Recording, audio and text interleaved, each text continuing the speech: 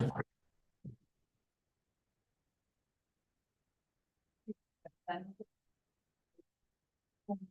and welcome to this meeting of the public meeting of the Hudson Planning Board. That's better. Okay, so welcome to this meeting of the public meeting of the Hudson Planning Board. There we go. So I want to thank you for coming out, for being part of the meeting and showing your commitment to being part and your engagement in this important issue in our community. I'm going to now read, many of you have been here before, but just for your edification, I'm going to read the rules of our public meeting real quick before we get started. Okay, when recognized by the chair or other presiding officers, persons addressing the board will be asked to state their name and address and may not be compelled to do so, but it gives us context of where you are and where your connection is to the project. Unless otherwise determined by the board, the time allocated will be 3 minutes to each speaker. Once all persons have spoken and wish to speak, and they will have the opportunity to speak once everyone else has if we have time, and once everybody else has spoken. Any person wishing to speak a second time can do so for a maximum of 2 minutes. Comments must pertain to the subject of this public hearing.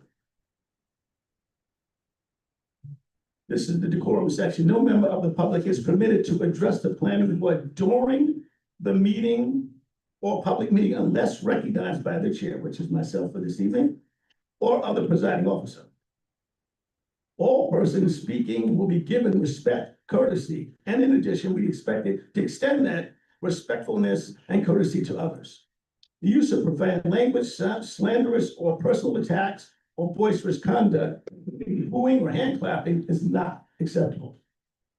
Any person speaking to the board will, with the consent of the chair and other presiding officers, shall address their remarks to the planning board and not to other members of the audience in the form of a debate.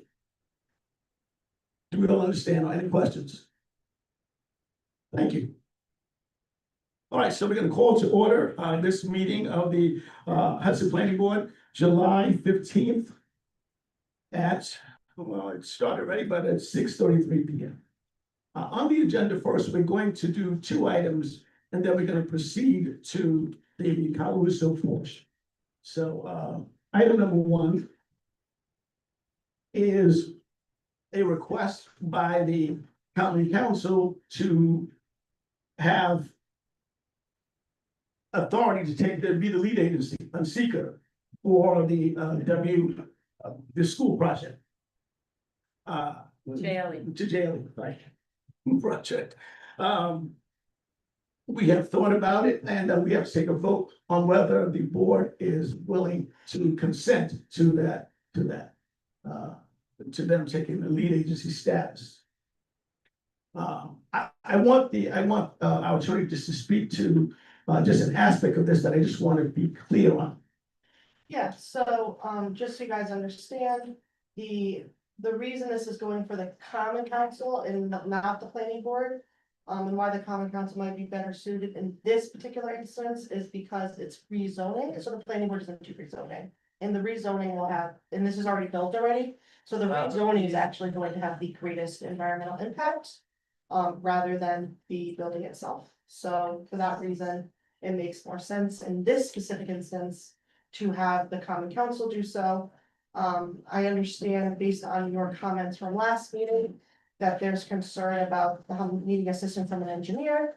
And People in the back can't hear you. I apologize. Well, we can't hear you because you're behind us. Behind the wall. I apologize. I'll project. Can you share? Maybe pass the mic down, so. Do you understand? Sure. I like to read off like that. Go ahead. Oh, no, I don't. Don't stress me out, don't do that. I've got. Sorry, Nelly. This is exactly what. Go ahead. So At all times. yeah, so this project requires the The petitioner is asking for the common council to rezone the school in order to allow for, I believe, multifamily. The building is already built, so the main environmental impact will actually be the rezoning. Of course, rezoning comes with a bunch of different uses, and once that is rezoned, that'll have the greatest impact, rather than the readaptive reuse of the building. So for that reason, in this particular instance, it makes sense to have the common council do the lead agency, but that is not usually the case. So that's just something for the board to consider as they think about this. And we have, based on your comments from last meeting, it was clear to me that you would want maybe Christian or another engineer to assist the common council, because the reason the planning board is technically lead agency is they have consultants, where the planning board, where the common council may not, but the common council can always reach out to Christian or another engineer. And then it's my understanding, this is not, their proposal will require site plan, it may change, you know, what they're proposing. But the planning board, if a site plan is required, will get another pass at this. This is just the seeker portion, so if site plan is required, this in no way affects site plan review, or special permit, or whatever else they may be proposing. Thank you. Thank you. Of course. And just to reiterate, my comment is that we would like to, in our comments to the planning board, to indicate that we would like our consultant, the same consultant, to work on both projects, so that we can feel comfortable and transparent with the engineering for that project, as we seek to also speak into the seeker portion process. So that's my comment. So we have to vote on that? And you should vote on whether or not you send the letter as prepared in plans. Yes, do board members have an opportunity to look at the letter? Yeah. That's prepared. All right, so I need a motion to approve this resolution, to give them consent. I'll make the motion to approve, to give consent to the common council. Do you have a second? I second. All in favor, say aye.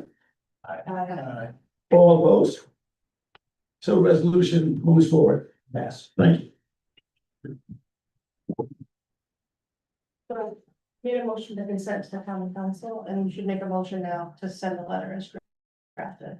I apologize, just to be super clear. I make a motion to send the letter as drafted. Thank you. I second the motion. All in favor? I, All opposed? So letter, resolution to send the letter is now approved. Thank you.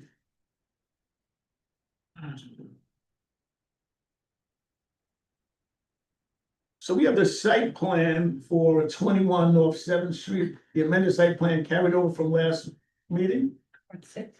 no, 6, excuse me, no, 6. Carried over.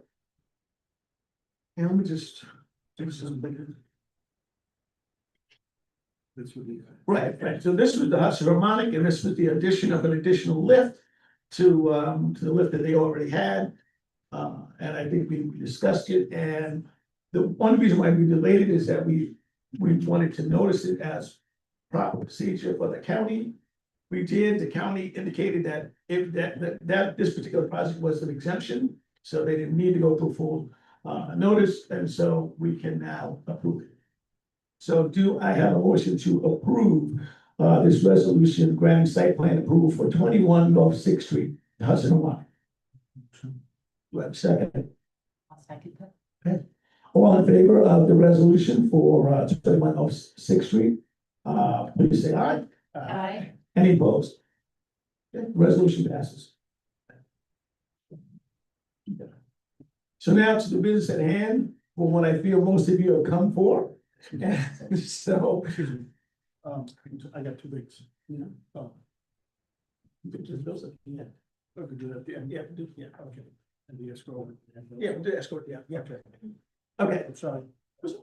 so, who has signed up? I don't have the list in front of me, Should I bring it up? yeah, please.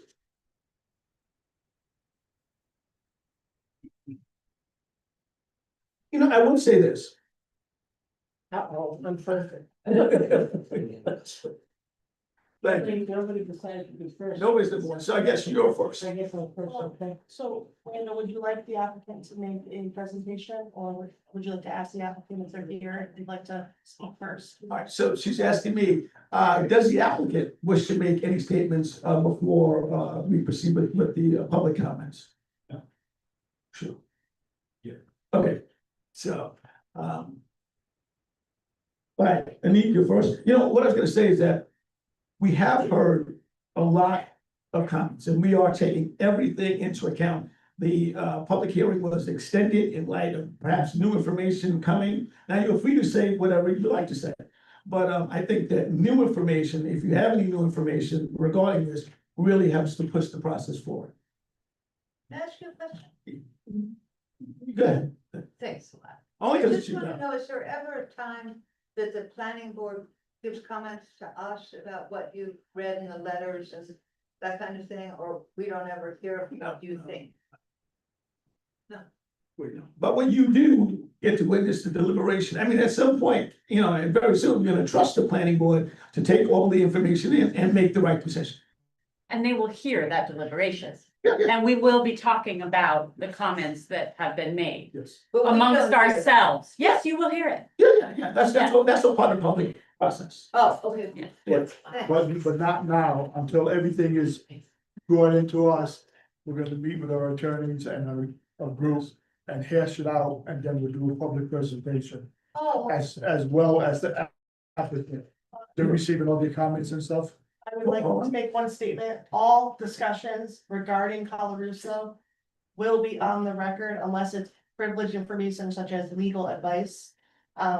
There's almost, the only time this will never be on the record is if it's purely legal advice. So it'll all be done on the record in a public meeting. Thanks. Just to clarify, sorry, Gina, I just wanted to Nope, correct that. that's okay. And the applicant themselves, they will be doing a response to all the public comments. Yes, when it's all gathered and put together.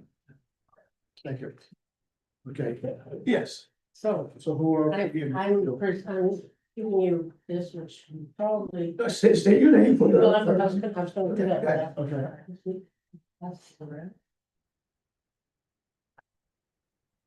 There's, This updated from the earlier one that you sent? it's from today. Yeah, I see, I know. Yeah. Okay.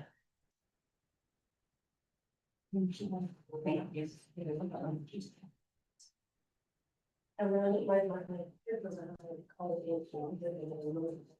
I won't say it's just someone.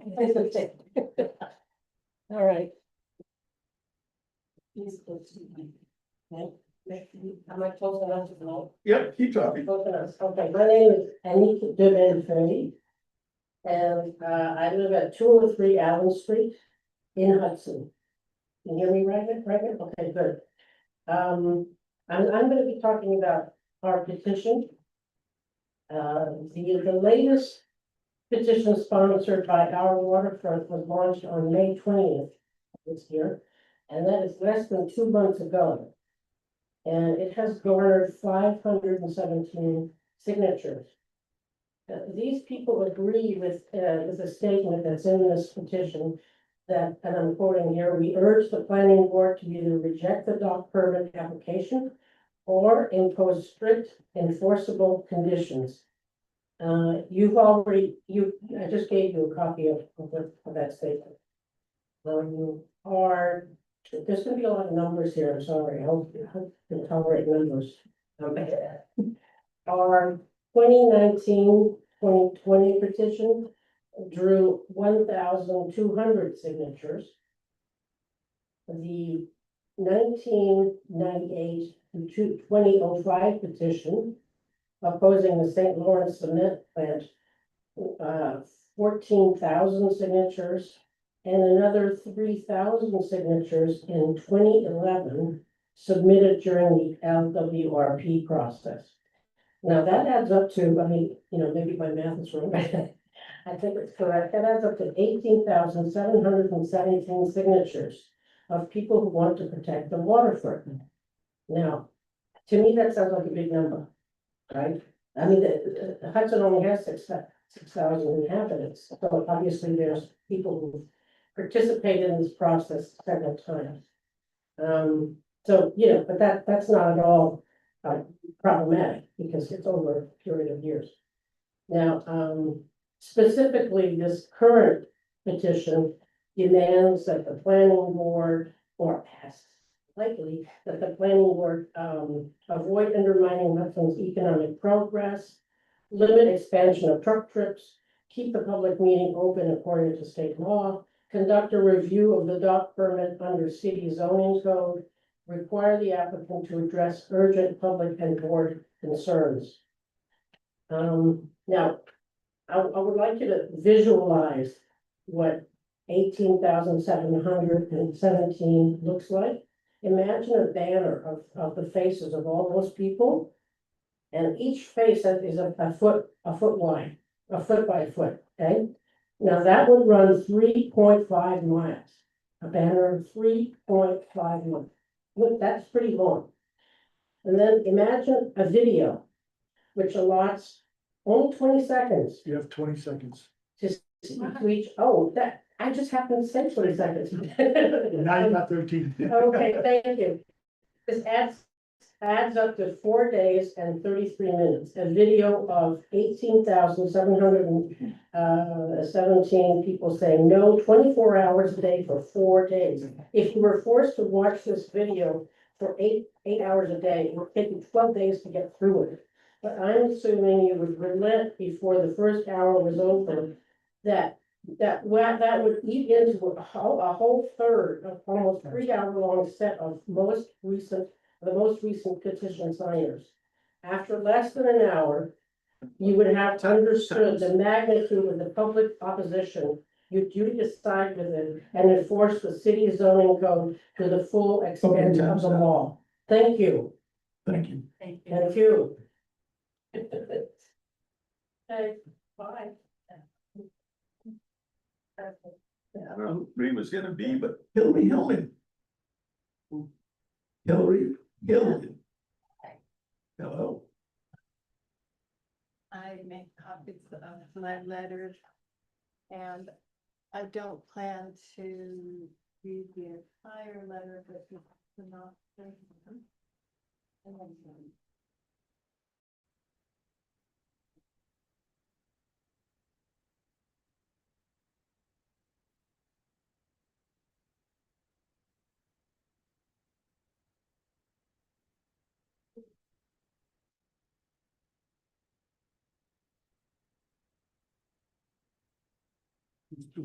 Oh, there are. Thank you.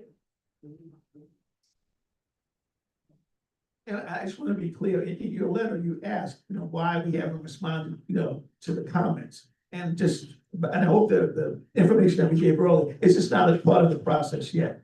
Once they all come in, then we deliberate, then we respond. Yeah, and I was really glad that you spoke to that earlier, and I thought, oh my gosh, can I rewrite this really quickly? And it would be difficult because I'm not good at doing that on the fly, but I very much appreciate that, and if I reiterate that, please don't think I'm just being nasty. I'm not.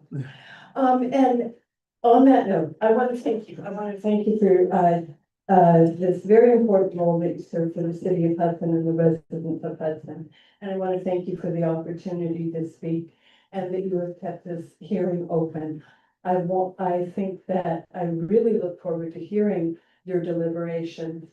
And while it's important to hear your deliberations on this, I think that the public, I would really like to hear the applicant's response to the public comment and to keep the hearing open through this time so that there can be discussion and further continued dialogue on these very important topics to the future of our city.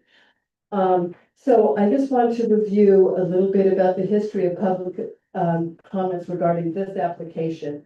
Almost 90% of the 240 dock-related public comment letters from 2019 until now want protection of the waterfront. And they expressed concerns about the threats caused by the potential of increased truck traffic. 90% of the responding residents have very serious concerns. None of these are form letters. They are passionate, thoughtful letters from citizens deeply concerned about the future of our waterfront, which you gave appreciation for earlier.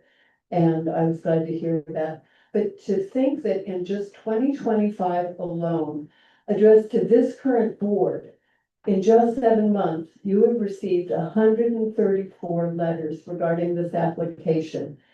And of these 134 letters, 117 have been in support of protecting the waterfront, which is 87%. 15 letters do not express an opinion on the waterfront issue, but are on the topic such as requesting the reopening of the hearing. While two letters, less than 2% were in support of the applicant, and one was written by the applicant's lawyer. I think that, that's important to see where it goes. God, I ask you to take into consideration the fact that these letters are from the residents of this city, like you and me. These letters necessitated squeezing out precious time, passion, and love for the city for people to write. 20 seconds. Okay, these letters represent our future and our children, and planning for the future requires deep, thorough consideration of the ramifications of industrial uses and appropriate restrictions for the future trajectory of the city, its health, economy, livability, and its residents. Thank you. Thank you very much. Sure. Sorry about that. Donna? You're next. Have handouts. Connect from one of our letters.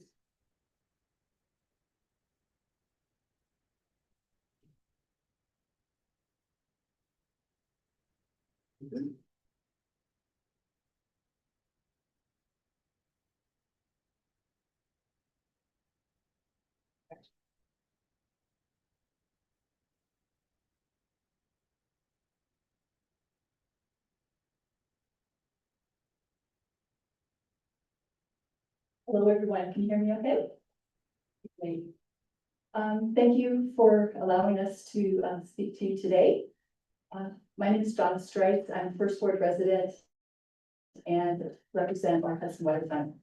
One issue I'd like to discuss today is permits. During the prior public hearings that included the dock, the board never fully examined truck volume and permit data, largely because the 2020 Creighton Manning truck study wasn't submitted until the final day of the original hearing in July 2020. I've included a handout excerpt from our Hudson Waterfront's May 6th letter to the board, which details discrepancies in the applicant's reported truck volumes to the permitting agencies.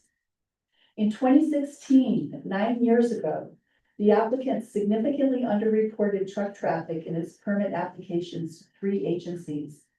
The New York State Department of Environmental Conservation. The applicant answered no to the question about whether the proposed action would substantially increase traffic above the present levels. The combined application to the New York State Department of Transportation and U.S. Army Corps of Engineers recorded only 2,000 loads per year or 4,000 trips per year, approximately 20 trips a day, and claimed, quote, "This volume of traffic is very low and will have no discernible impact on road capacity." However, the 2020 Creighton Manning truck study showed much higher actual volumes. 2015, over 5,400 trips per year, and 2019 almost tripled to over 15,000 trips per year. Without strict daily and annual limits, traffic could escalate dramatically, up to 284 trips a day, 250 days a year, equaling tens of thousands of trips annually. This scenario must be considered for both current and potential future dock owners. We strongly recommend that the board require updated permits from all agencies based on actual and proposed truck volumes. Lastly, we urge the board to treat the application similar to others and keep the hearing open throughout the review process. As was discussed by the board at your July 8th meeting regarding the Kite's Nest application, as Mr. Randall commented in his support to opening the public hearing for that application, set up the boulevards, quote, they were in the process, meaning public hearing, a long time. But it's a much better project now. It's beneficial from the rigorous process that we have, end quote.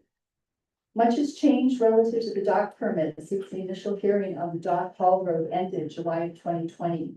The public deserves continued participation throughout the process, including after the applicant responds to the public's concerns. Thank you.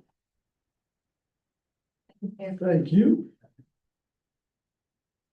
Melissa, off the mic. Melissa, what's up? Well done, yes.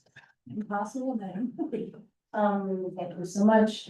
Of course, always for your volunteer service. And for most importantly, reopening the public comments, which is essential to build trust, even for us who trust our beloved Hudson. Okay, I'm Melissa Offmar, first ward resident, waterfront business owner. For the last 17 years, my family and I have lived, raised our child, and run Basilica Hudson on the waterfront. We know that corner of town like the back of our hand. We've devoted everything to it, all in the hope of building a people's waterfront, which is a hope that most people here, as well as all of the letters you've received, support. Since the last hearing, public statements made by the owner, Paul Russo, have come to light that directly reinforce concerns raised by our community. In his own words, if we can get our trucks out of the city, we have less potential of something terrible happening. God forbid a little kid chases a ball in front of a truck. And our company is committed to the expenses of the improved Hall Road in order to increase public safety and enhance the community character by removing our trucks from the truck route through Hudson. These statements were obviously made during the seeking approval of the Hall Road in the last few years. My question is, which is why we've urged you to continue hearing from us and reviewing this, is why don't we hear the same concerns now from the applicant that seeks approval for the dock, which brings the same risks to the city streets, to the kids chasing balls, and to our community character. These quotes confirm the planning board's responsibility under the zoning code, which requires all conditional uses to protect the health, safety, and welfare of the community. And the board has the authority and the duty to impose appropriate conditions and safeguards, which you did for the Hall Road, but why not now? I feel like there's a schism in the way you treated their first application to this one. During that process, the chair, board, Teresa Joyner, and other board members openly acknowledged the impact of truck traffic on residential streets. And if those concerns are valid now, they should be as valid on South Front Street and Ferry Street today. We need a healthy, happy, thriving waterfront for everyone, obviously. The roads in question, which we all know are 9G, South Front Street and Ferry Street, and they have no sidewalks, no lights, and no landscaping, yet they bring 20,000 people a year to Basilica Hudson for markets and music and community events. These streets also serve access to the Antique Warehouse, which has 60 small businesses that have been priced off of Warren Street that need the waterfront for the business. Hudson Brewery, access to the waterfront park and all of its vibrant community organizations. In my opinion, the greatest asset the city has. And this is the asset which is threatened by unchecked industrial activity. Our key recommendation is simple: enforceable daily and annual truck limits. We also believe the community should be required, the applicant should be required to provide basic pedestrian 10 seconds. traffic safety, sidewalks, lighting, and landscaping. They are a hazard now, and we need to at least fix that and impose limits. Thank you. Thank you very much. Okay, Ben Fain.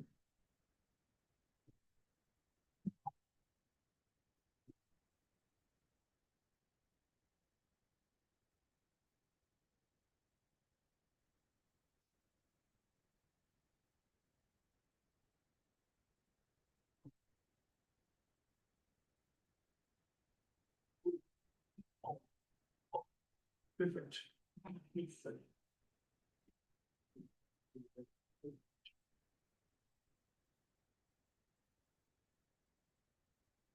Just want to thank you again for taking the time to hear us out tonight. It's probably not your dream, but microphone. Probably not your dream to be here on a Tuesday night. One thing I want to talk to you about tonight is conditions. You've heard an enormous public outcry about the need to protect the waterfronts and meaningful conditions on the dock. You've heard from stakeholders, businesses, former city attorney, former board members, and a chair. And hundreds of public who have expressed concerns via petition and letters. So we have worked very, very hard to aggregate these concerns into this document. We shared it with you.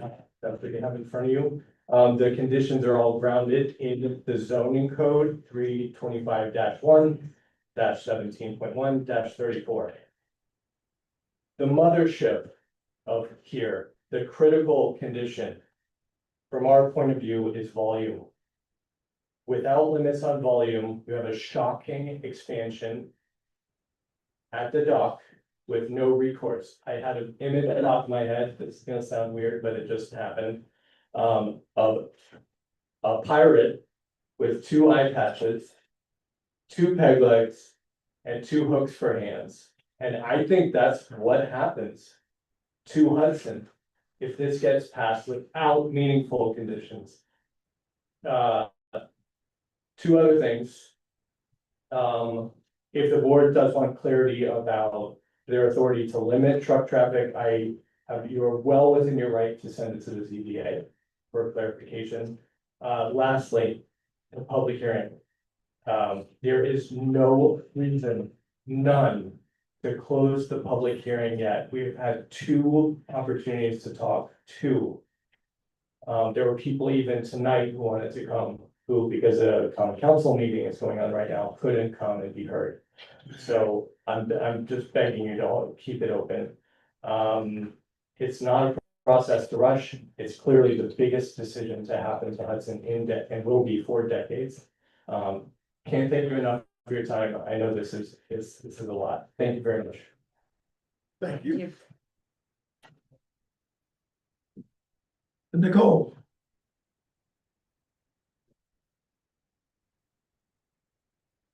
We do it, right? Thank you.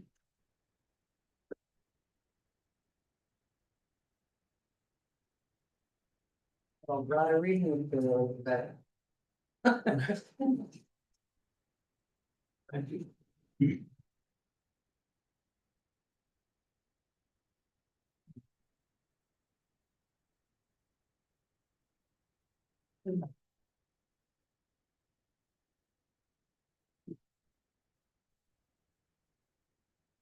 Can you hear me? Yeah, okay. Good evening, and thank you for giving me an opportunity to speak with you. I want to talk tonight about a recent study done by a neighbor of ours, Eve Shaw. He works for UNICEF and helps lead projects that measure air quality at children's schools around the world. Over the past month, he's been tracking the air quality down at our waterfront park. What he found is pretty alarming. The air down there isn't just a little bad. It appears to be dangerously bad. The amount of fine dust and pollution in the air is about 3 times higher than what the World Health Organization says is safe to breathe. And that's not just one day of testing. It was true almost of all the days in that entire month. Breathing this kind of air over time is known to cause serious health problems, especially in kids. And it's happening right next to our park, our playground, and where families gather. This started out as a land use or zoning issue. With these new findings, it is also about our health and the health of our children.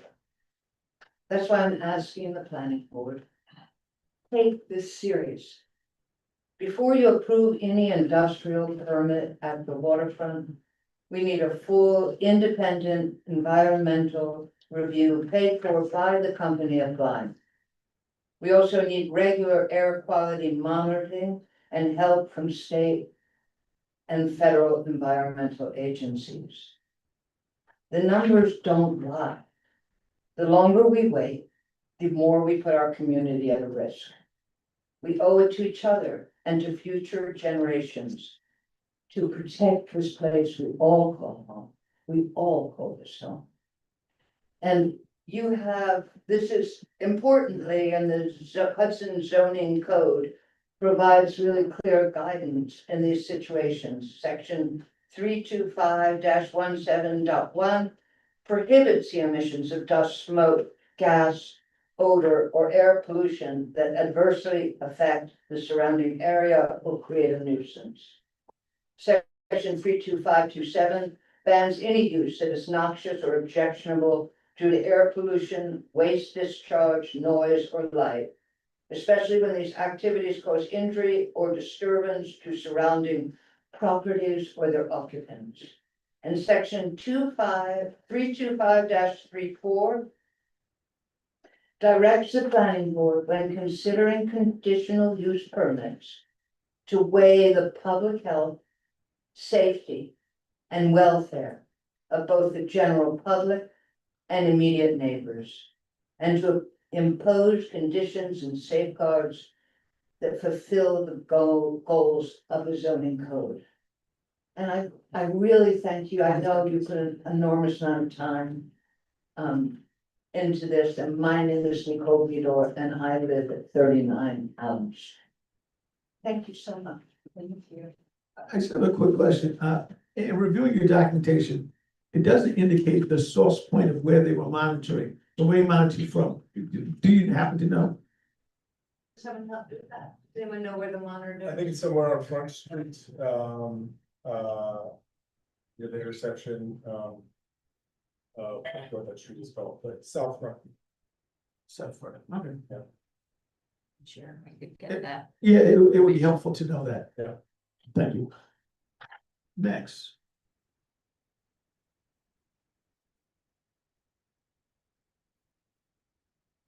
Amy Flanagan Boyle, Vogel.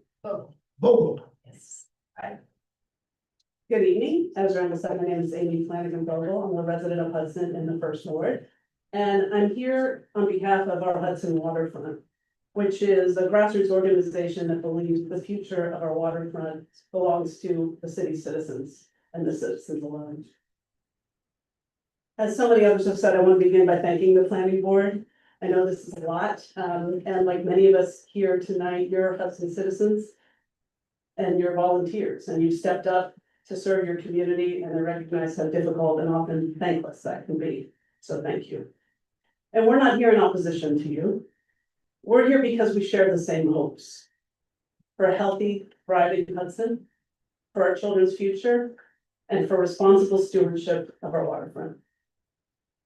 That's why I urge you to keep the public hearing open, not just tonight, but throughout your review and deliberation. This is a major decision with long-term consequences, and it deserves a process that's transparent, inclusive, and worthy of the city we all care so deeply about. This feels a bit like a David and Goliath moment. On one side, we have a well-resourced Greenport-based corporation represented by out-of-town lawyers. On the other side, we have a community of citizen volunteers, teachers, small business owners, parents, retirees, just regular people, doing their best to raise concerns, ask questions, and participate in shaping Hudson's future. And those concerns are not all the same. They're evolving as new information comes to light, like the troubling new air quality data that Nicole just spoke about. And that data really enlarges this from a land use question to also include public health concerns. So to close the hearing now would be premature. It would cut off the vital channel for public input just when it's needed the most. And we're not asking for special treatment. We're asking for a chance to be heard throughout this process, not just at the beginning. So please keep the hearing open, keep the conversation going, and let's work together, citizens and board members alike, to ensure Hudson's future reflects the values we all share. Thank you.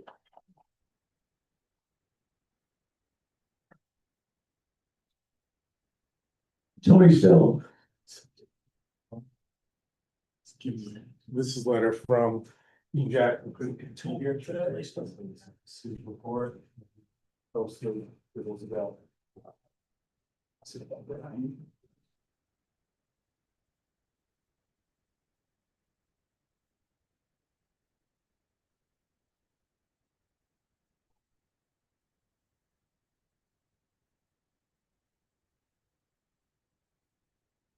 Right, thank you all again for your service, as always, really appreciate you guys thoroughly. Reviewing this application, I'm going to express serious concerns about air quality and health risks posed by increased truck traffic at the Kalamazoo dock. As I've stated previously, my daughter was born and raised near the waterfront, the first ward, suffers from acute asthma. She's been hospitalized multiple times, including once when she had to be airlifted to the Albany Medical Center. An emergency triggered on the day of intense truck activity, when she was nearby. This is not theoretical, this is lived experience. As stated, Eve Jack, who led the air monitoring studies for UNICEF, has conducted an initial assessment of the area that is coming in 3 times higher than what the World Health Organization considers safe for living and working. If truck traffic is expanded or maximized at the dock, these levels will only worsen. It is critical that we establish a baseline air quality data now for any increase in industrial activities allowed. We strongly urge the planning board to either deny this application outright or require a third-party air quality monitoring study. The study must be independent, transparent, and funded by the applicant as a standard practice in any responsible environmental review. There's growing pressure from some to rush this application through, but the dock review process is only a few months old, and there are many new board members. Rushing it will not protect the public, it will invite lawsuits. Hudson's own code emphasizes the need to protect public health. The board fails to properly assess current air quality conditions while trucks are actively operating. It opens the city to significant legal risks, including Article 78 by a challenge by its citizens. Let me be clear, this is not just about the current applicants. Calaruso, which is undeniably an important local company, at the present, they are running a relatively low number of trucks. This operation, which began in 2014, represents only about 4% of the total business. And yet, despite the limited scale and repeated community concerns, Calaruso has refused to compromise, not on volume, hours, or types of materials. That refusal makes it all more critical that the city step in and protect the public. This is especially important given that approvals like this run with the land. Calaruso sells the property, the conditional use permit will transfer to the new owner, whoever that might be. That's why the permit must be written to protect the public, not just today, but for decades to come. There can be no loopholes, no gray areas, and no reliance on verbal assurances. The planning board must anticipate the worst case scenario and impose clear, enforceable conditions, even if Calaruso claims they have no plan to expand volume of operation. If that's true, then there should be no objection to codifying those limits in the permit. It costs them nothing, but without firm enforceable caps, future owners, including multinational corporations, will exploit any ambiguity to expand operations unchecked. The outcome of this board's decision will shape Hudson's future generations, a growing family-friendly neighborhood, a $45 million revitalization of the gas site, an evolving waterfront district, all demand clean air, enforceable truck limits, and honest air quality data. 20 seconds. Without safeguards, we are putting public health, especially our children's, behind the priorities of industrial expansion. Finally, as more than 500 community members have made clear in their signed petition, we urge the planning board to keep the public hearing open following each meeting so residents can continue to provide vital input as new information and assessments emerge. Thank you all. Thank you.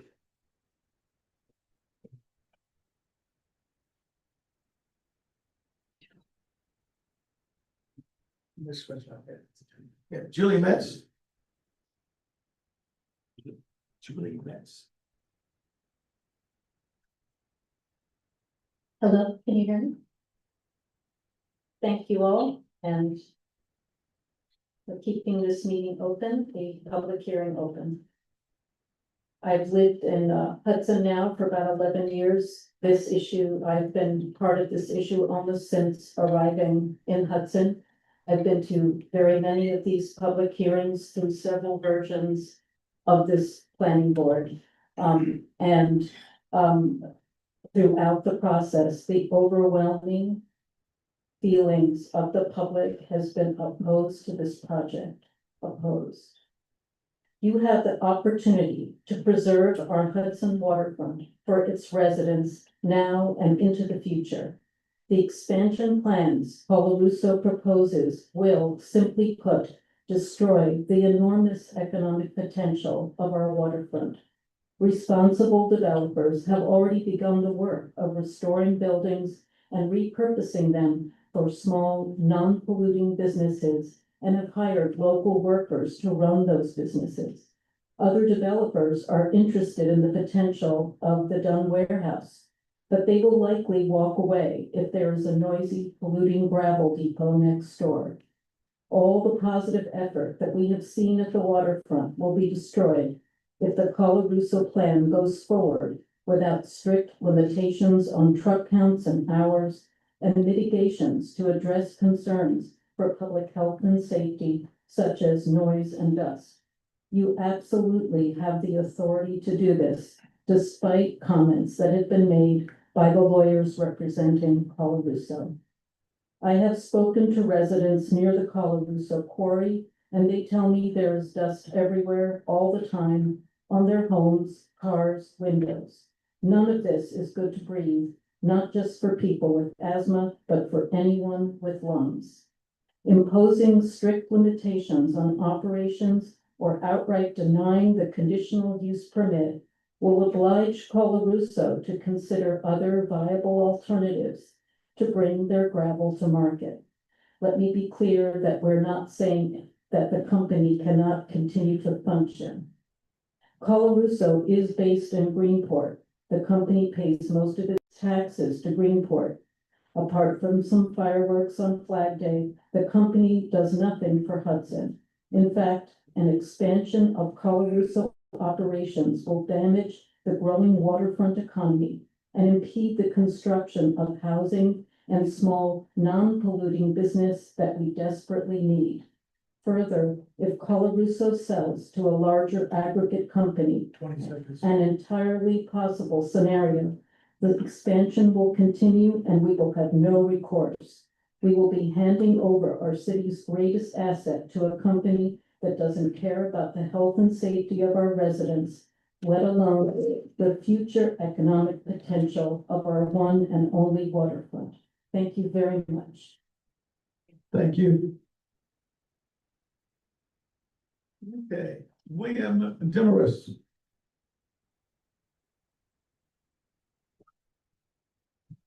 Good evening, I'm environmental attorney with the law firm of Falls Rep and retained by members of the residents of the community and businesses, including in the waterfront area. I've submitted a couple of letters already to you, one of which outlined the board's broad authority to impose conditions and offered up some conditions to include. I wanted to discuss the condition of limiting truck traffic volumes that's been mentioned. You know, there's been concerns of noise, safety, over-industrialization, but we've also recently seen concerns about the introduction of particulate matter, PM 2.5 at the waterfront. The recent study, what I take away from that is not necessarily a question of whether or not that all comes from Colarusso. That's not really, I think, the significance. The significance is it appears to be an existing problem, concern. And there's no question that Colarusso's proposal for the dock presents sources for particulate matter. This is a type of fine particulate, including heavy duty trucks, their engines release particulate matter, as well as their brakes and their tires do as well. Going over unpaved roads and construction sites has been recognized to release particulate matter. The diesel barges that move the material down the river, when they're idling, they release particulate material, all in the waterfront. And so you have the ability to address a concern about an existing problem and limit the further impacts that the Colarusso application presents. Section 325-17.1 F2A actually conditions dock operations prohibiting emissions of air pollution adversely affecting the surrounding area. So this is something you absolutely should be considering, imposing limits on that. But at the last public hearing, another issue was brought up about this, and that was the question about whether or not they can exceed 2011 levels. The code references as such uses existed in 2011 for a conditional use permit as a dot, and whether or not that means they can exceed 2011 truck traffic levels. I believe Russo disagrees with that analysis. However, the interpretation of the code falls under the city code to the ZBA, and it actually gives authority to this board to ask for the ZBA to make a determination on the meaning of any portion of the text. In fact, the third department has said, to the extent that there are pertinent ambiguities in the zoning code, the planning board is obliged to request an interpretation from the ZBA before rendering its determination. And that was in a case dealing with language in a municipal code that basically mirrors the city code on this, the authority of the ZBA. So I would submit that before the board can issue an approval that would allow for truck levels beyond 2011, it should instead request the ZBA clarify this issue, whether the board has the authority to approve that, or the board should approve with a condition limiting them to 2011 levels. Thank you. Okay, that is the entirety of the people that are on the list. Do we have anyone else that wishes to speak this evening?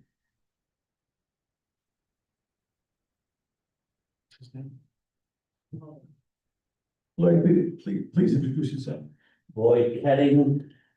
I wasn't really planning on speaking before the board, but I was very impressed with the concerns and the conduct of the public that have brought these issues before the board. I see this health concern as primary. And I haven't heard, I don't know, enough about the issues, but I haven't heard continuous monitoring. Specifically dealt with as vital to our health concerns. So I would suggest that we look at any kind of conditional use having ongoing monitoring of the particulate matter to the degree that it is actually a problem, that if it is so determined. So that's the one thing I had to say. Now, the zoning board is meeting tomorrow. So if you have anything you want to put before the zoning board, you might want to decide on it today. Okay, that's it.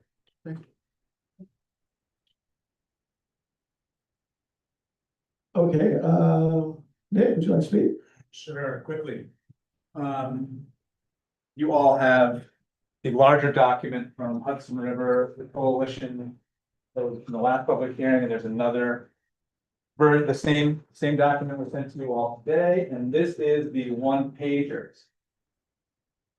So like many citizens here today, Hudson River, Riverfront Coalition is concerned about the future of the waterfront, and as we got together and tried to discuss the best way to figure that out, we came up with this list of proposed conditions that could be imposed on the applicant in this process. We believe that these conditions are a balance to the needs of the community, the long-term safety of the community, to balance with the existing use of the dock by Russo, and the ability for them to continue to do their business in a safe and healthy way to the community. So I would urge you to look at this. It comes from the same place as a lot of the other letters that you have gotten, but it provides a different solution that we feel like is the middle ground. No one has agreed to these outright, but we feel that these conditions are conditions that could potentially be agreeable to the applicant. Can we hear them? Sure. I'll try to do it in the 2 minutes. Limit hours of operation for truck traffic. I'll try to go through it quickly, 7 AM to 5 PM. Prohibit expansion of industrial material handling or processing. Prohibit hazardous and refuse materials. Secure public access for ownership of the 4.4 acre waterfront parcel. permit non-operational hour access to Hall Road for recreational use. Dust mitigation via vegetation buffer, paved loading areas to minimize airborne particulates. Replace inadequate culverts to restore tidal flow to South Bay. Anybody who wants to read it can go on the planning board website. I'll say that website works really well. You can go access everybody's stuff. Thank you guys for having a good website, probably the best of all the city organizations. And so I, again, urge you to look at these as a potential way to move this all forward as a balance in the middle. It's how we created it and it's how we hope it could be used. Thank you. I'm sorry. Sorry, Nick Zamos. Stop us, thank you. Yeah.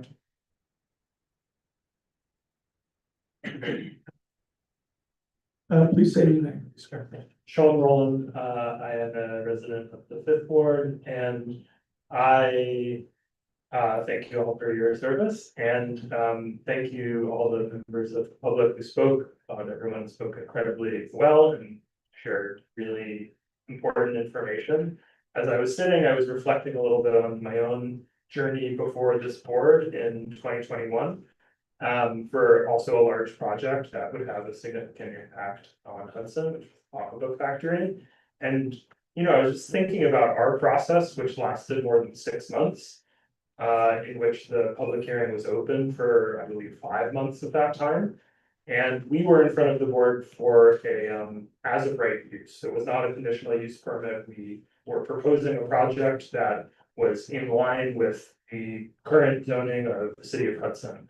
And even through that process, even though that was much less, you know, an easier lift than what the current applicant, Colarusso, has before the board, you know, we were really put through the ringer, and we were asked for, you know, for us to go away and do work, not for the board to do work, not for members of the public to do work, you know, present conditions. It was really our job to listen to the concerns of the board and of the public and to go away and come back with solutions.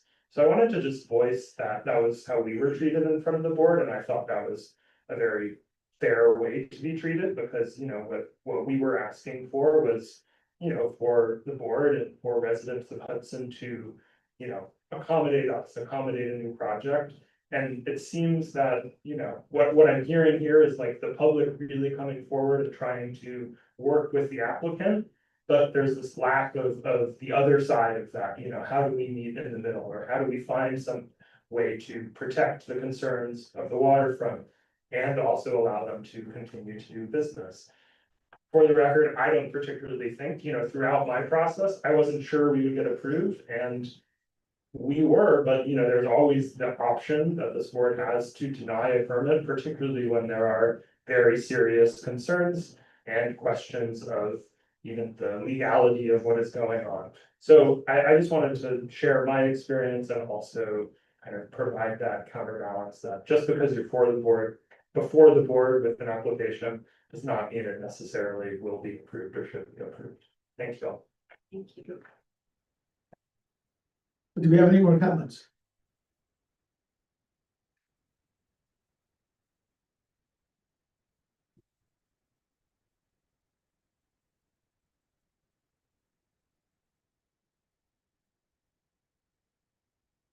My thoughts are, yes.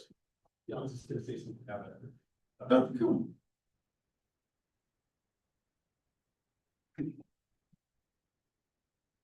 So, evening board, my name is TJ Ruane, attorney for the applicant, A. Colarusso and Son. So I just want to keep it short. I just want to remind the board that, you know, there are many projects in the city that go through public hearings that last months. I've represented clients before this board on public hearings that have lasted months. The difference here is that this application has been submitted in 2017. So it's been before this planning board for 7 years, and I can't think of another project in the state of New York that I'm aware of that has gone through as much public participation as this project has for a project that is not evolving and has not evolved. The triggering event here that caused us to get a conditional use permit was a repair we made to a dock in 2017. There's no planned increase in industrialization of the waterfront. There's no planned increase in truck traffic. There is nothing that is going to happen at the permit decision that is any different than what is happening today. So that's just want to clarify that for the board, and I know members of the board are well aware of that. We've had our public hearing. We kept the public hearing comment period open. It's been reopened. We've received the public comments. We're going through them. It's the same as the board. We've had several meetings with some members of the public, local organizations. As recent as this week. And we've had some productive meetings, and we thank those people who have come out to speak with us, learn more about the dock, the operations, voice their concerns. There's been some really collaborative efforts. And now that we've had the public hearing, I think that we have a lot to consider. And so we would request, I think we are, the next logical step is for us to work with the planning board to come up with these conditions, so we can make a determination on this permit. So that being said, we respectfully request that the planning board close the public hearing. And at the next meeting, we can start working on what those conditions are. Thank you. Any other comments?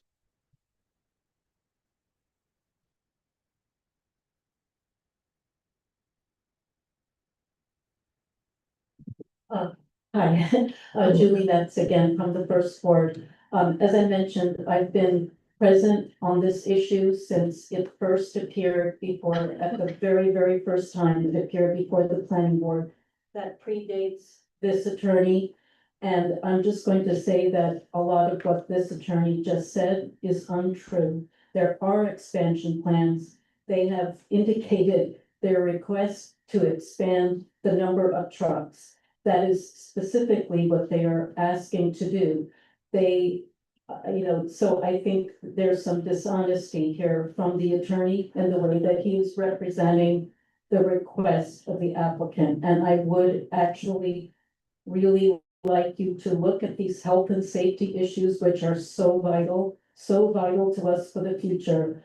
Once we make a decision on this, this is the future of this city, really the future. It is for us who are living here now, all of us, and everybody who is going to live here for decades to come, our children and maybe our grandchildren. So thank you very much for considering these very important issues. And again, I'm just going to respectfully say that this attorney has not spoken truthfully. Thank you. Thank you. I just want to, I just want to add for the record, that was brought up that it has been lasted 7 years. The dock only part of this application has only been, I think, since March. So I think it's really important to note, and we've only had 2 public hearings to talk about the dock on its own. Calaruso got with its one in the last legal lawsuit that slowed things down for many years, which was to have the road and the dock be separate. And so now here we are with a separate application for the dock, and we need the time to discuss this and get this right.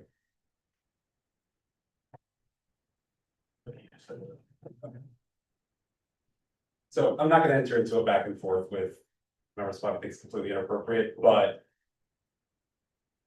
I don't know how to respond to being told that I'm being untruthful, because it's a complete fabrication. If you want to look at the application, it's uploaded online. It's all part of the public record. The application was submitted in 2017. It's for a simple dock repair. There's nothing else before the board at this time. There's no proposed plans or increased industrialization. We've put it in every single response to comments since 2017. I don't know how to make it any clearer for the board. So Can I ask you a question? Yeah. Is that Yeah. appropriate? Sure. Hi, I'm new to the planning board. Actually, I think you know me. I'm Gabrielle Hoffman. Yep. Yeah, I guess now is a good time to say I'm not planning to recuse myself, so I'm gonna continue participating.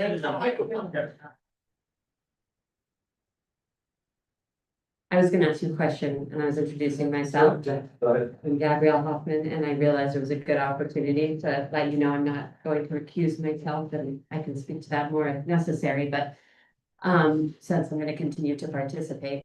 I just want some clarification on what you just said. There's a few of us new members here, so though we're taking in all this information, it's pretty complicated. So this is actually really helpful to get some of this in real time, in discussion form. You just said that that this is only about the repair to the dock? Correct.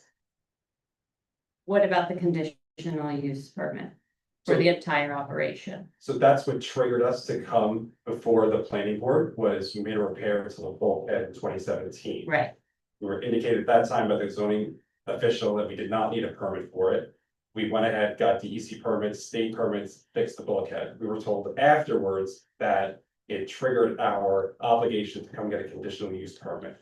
Under the zoning code, our view is that the only thing we need to do is come to the zoning, to come to the planning board to get a conditional use permit for the planning board to determine whether there are any additional conditions. So there's already 10 conditions that we operate under in the zoning code. Whether there are any additional conditions because of that repair that are necessary to protect the human health and safety, not conditions on our use of the dock. I know we've already gone through this. There's obviously members of the public that disagree with us. I'm not standing here tonight to rehash this entire thing out. The planning board has counsel that can advise them accordingly, but that's just kind of an explanation of what I meant by what I said. is this helpful, to kind of get into this nitty gritty here in real time? Well, we're here to hear the public comments. Okay, so this is not the This is not appropriate time to for this. debate the Okay, policy. But Kathy, I strongly recommend, sorry to jump in, that we have this discussion once they have to come back for the board. And at that time, I want you to ask all your questions at once. In fact, prepare questions, come with a bunch of questions. oh, yeah. No, that's the time. So to just ask them, I mean, you can ask what you want now, but there is gonna be, everyone on the board should have this. Right, and so we'll be after, and that's where my request to close the public hearing is, not to cut off or somehow avoid public participation. There's been immense public participation in this. I don't think cutting the planning board or cutting the public hearing off tomorrow or in 2 months or 3 months is going to make any difference with the level of participation that has happened in this. And I think people are going to participate whether the public comment period is open or it's closed.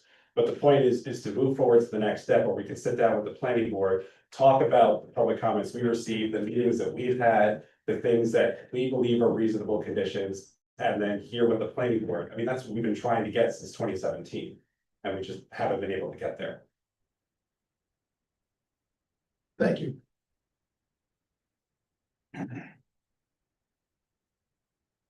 Okay.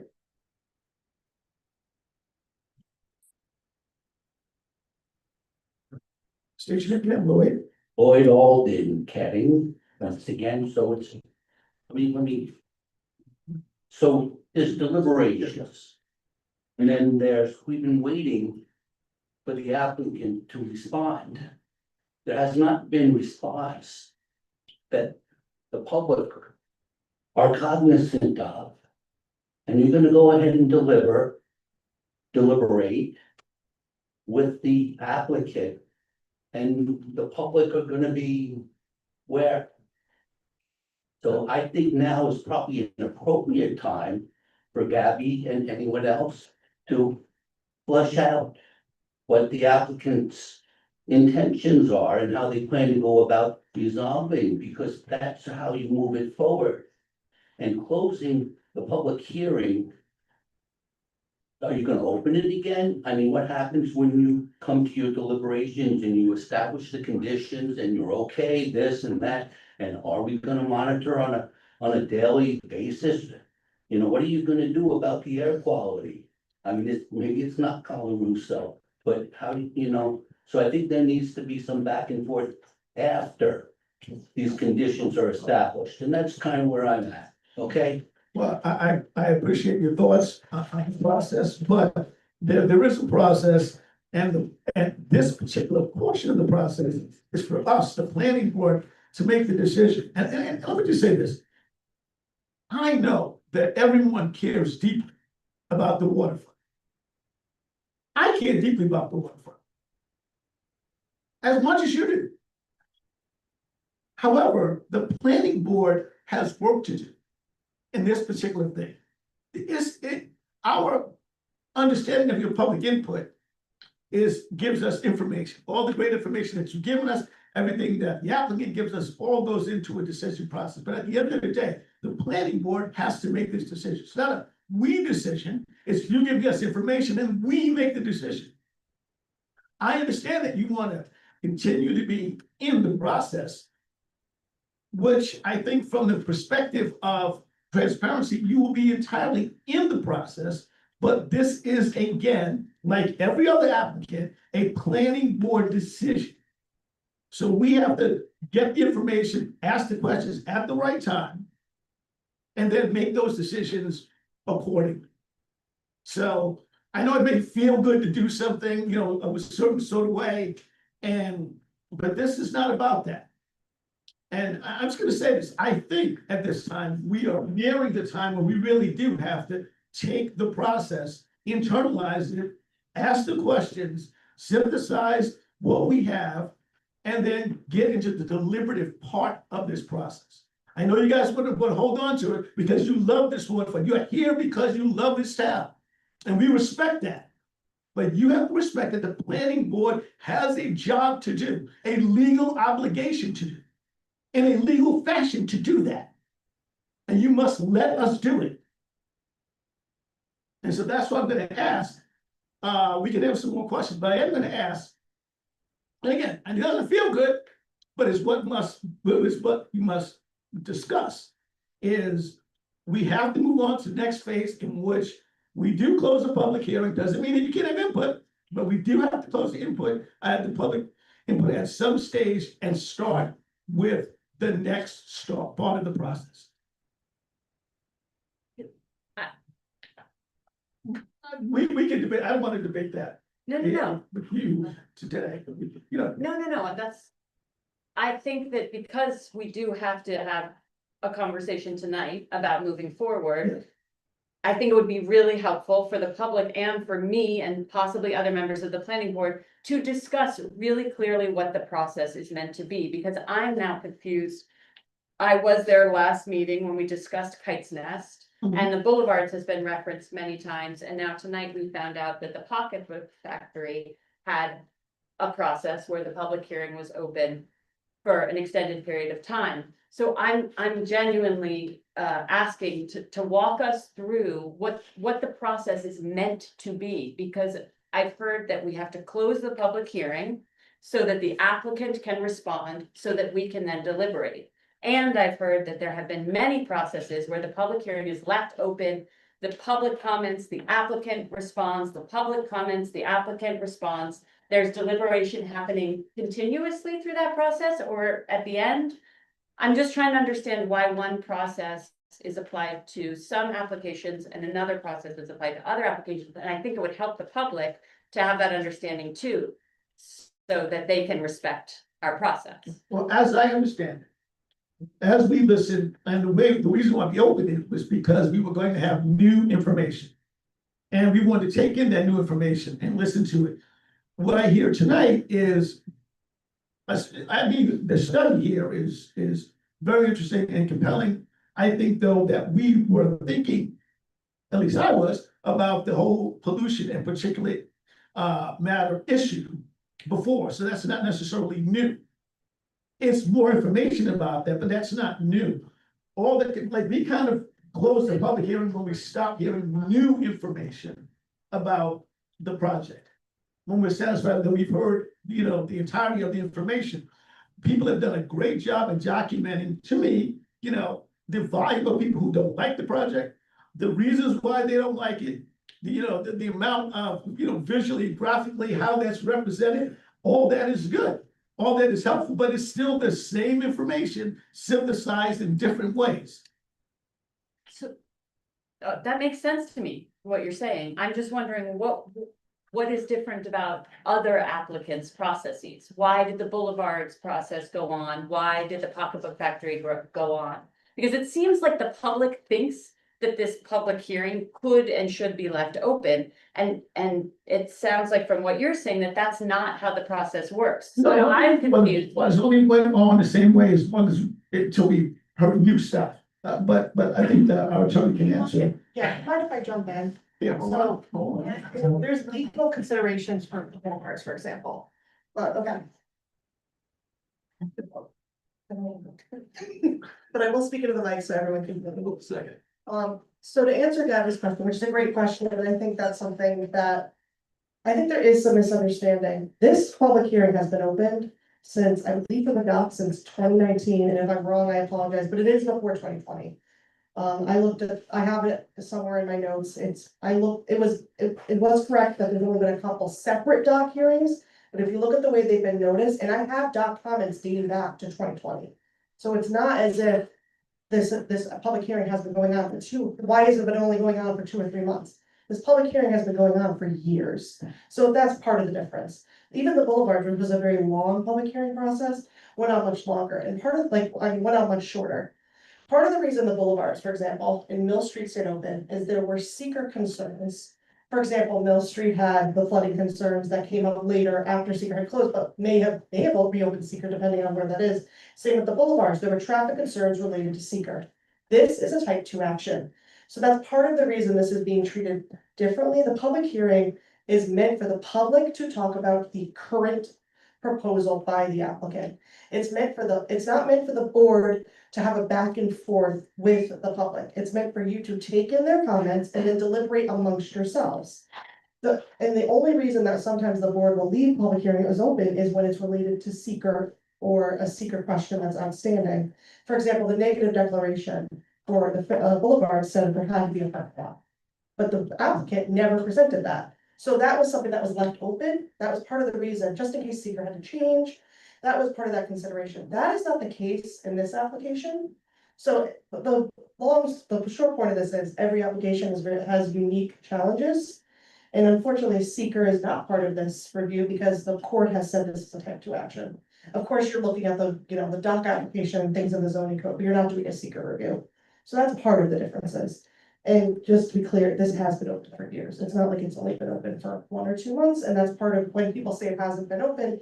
Yes, if there are people who are new to the board, such as yourself, but we can't hold the hearing because there are new members, and that's true for any project, and that's documented in courts. You can't just hold a process because you have a brand new member. And you should, as everyone on the board, whether you're new or old, should be refamiliarizing yourself with every comment, even the original comments. Everyone's comments, all the way from the beginning of the public hearing to now, need to be reviewed, and they are part of the entire record. Thank you, that's very helpful. Yes, go ahead. Thank you. I just wanted to respond on a couple of things. I think you do end up closing the public hearing and there are submissions from the applicant that come in and do raise issues. Whether that's, for instance, a landscaping plan or something like that. That's the type of thing that I think the public is hoping to have opportunity to weigh in on those types of submissions. So even if you do end up closing it, I hope you will consider, if those types of things come in, reopening in that regard. But I also wanted to respond on the question that you had asked council about the scope of the review. And it's correct that the bulkhead repair prompted the need for a conditional use permit, but it was very clear in the court decisions and the litigation that has come in that it is not limited to the bulkhead. Neither the scope of the conditional use permit nor the scope of the conditions are limited by the bulkhead. That argument was presented by Colarusso to the court, 2 different courts in 2 different decisions, in 2 different cases, came back and rejected the argument that this board is limited to just the bulkhead repair. This is absolutely about the entire use of the dock. And in fact, they probably shouldn't have been operating this whole time because they don't have a conditional use permit. They've been able to benefit from non-enforcement and continue to operate, and they've had that benefit. But it is the entirety of the dock operation that this board is reviewing and has the authority to impose conditions on. For a fuller discussion of that, I would just refer you to my March 5th, 2025 letter where I outlined that and summarized the court's decisions. Thank you. Thank you. Thank you. Hi there. How you doing? State your name, please. Jason Foster, Green Street. Oh, sorry. Randall and Jean, I know that you're both familiar. We're here in December of 2023 when the decision was made on the Hall Road. And the new members may not have reviewed the Hall Road resolution at the planning board. And it just occurred to me that no one submitted that, because there are conditions built into that resolution that I think would be appropriate for the new members to read and to understand. Because those conditions, in a way, affect the dock operations. And that's all I want to say, that that's very available under on your website, and I think would be helpful in forming your deliberations. Thank you.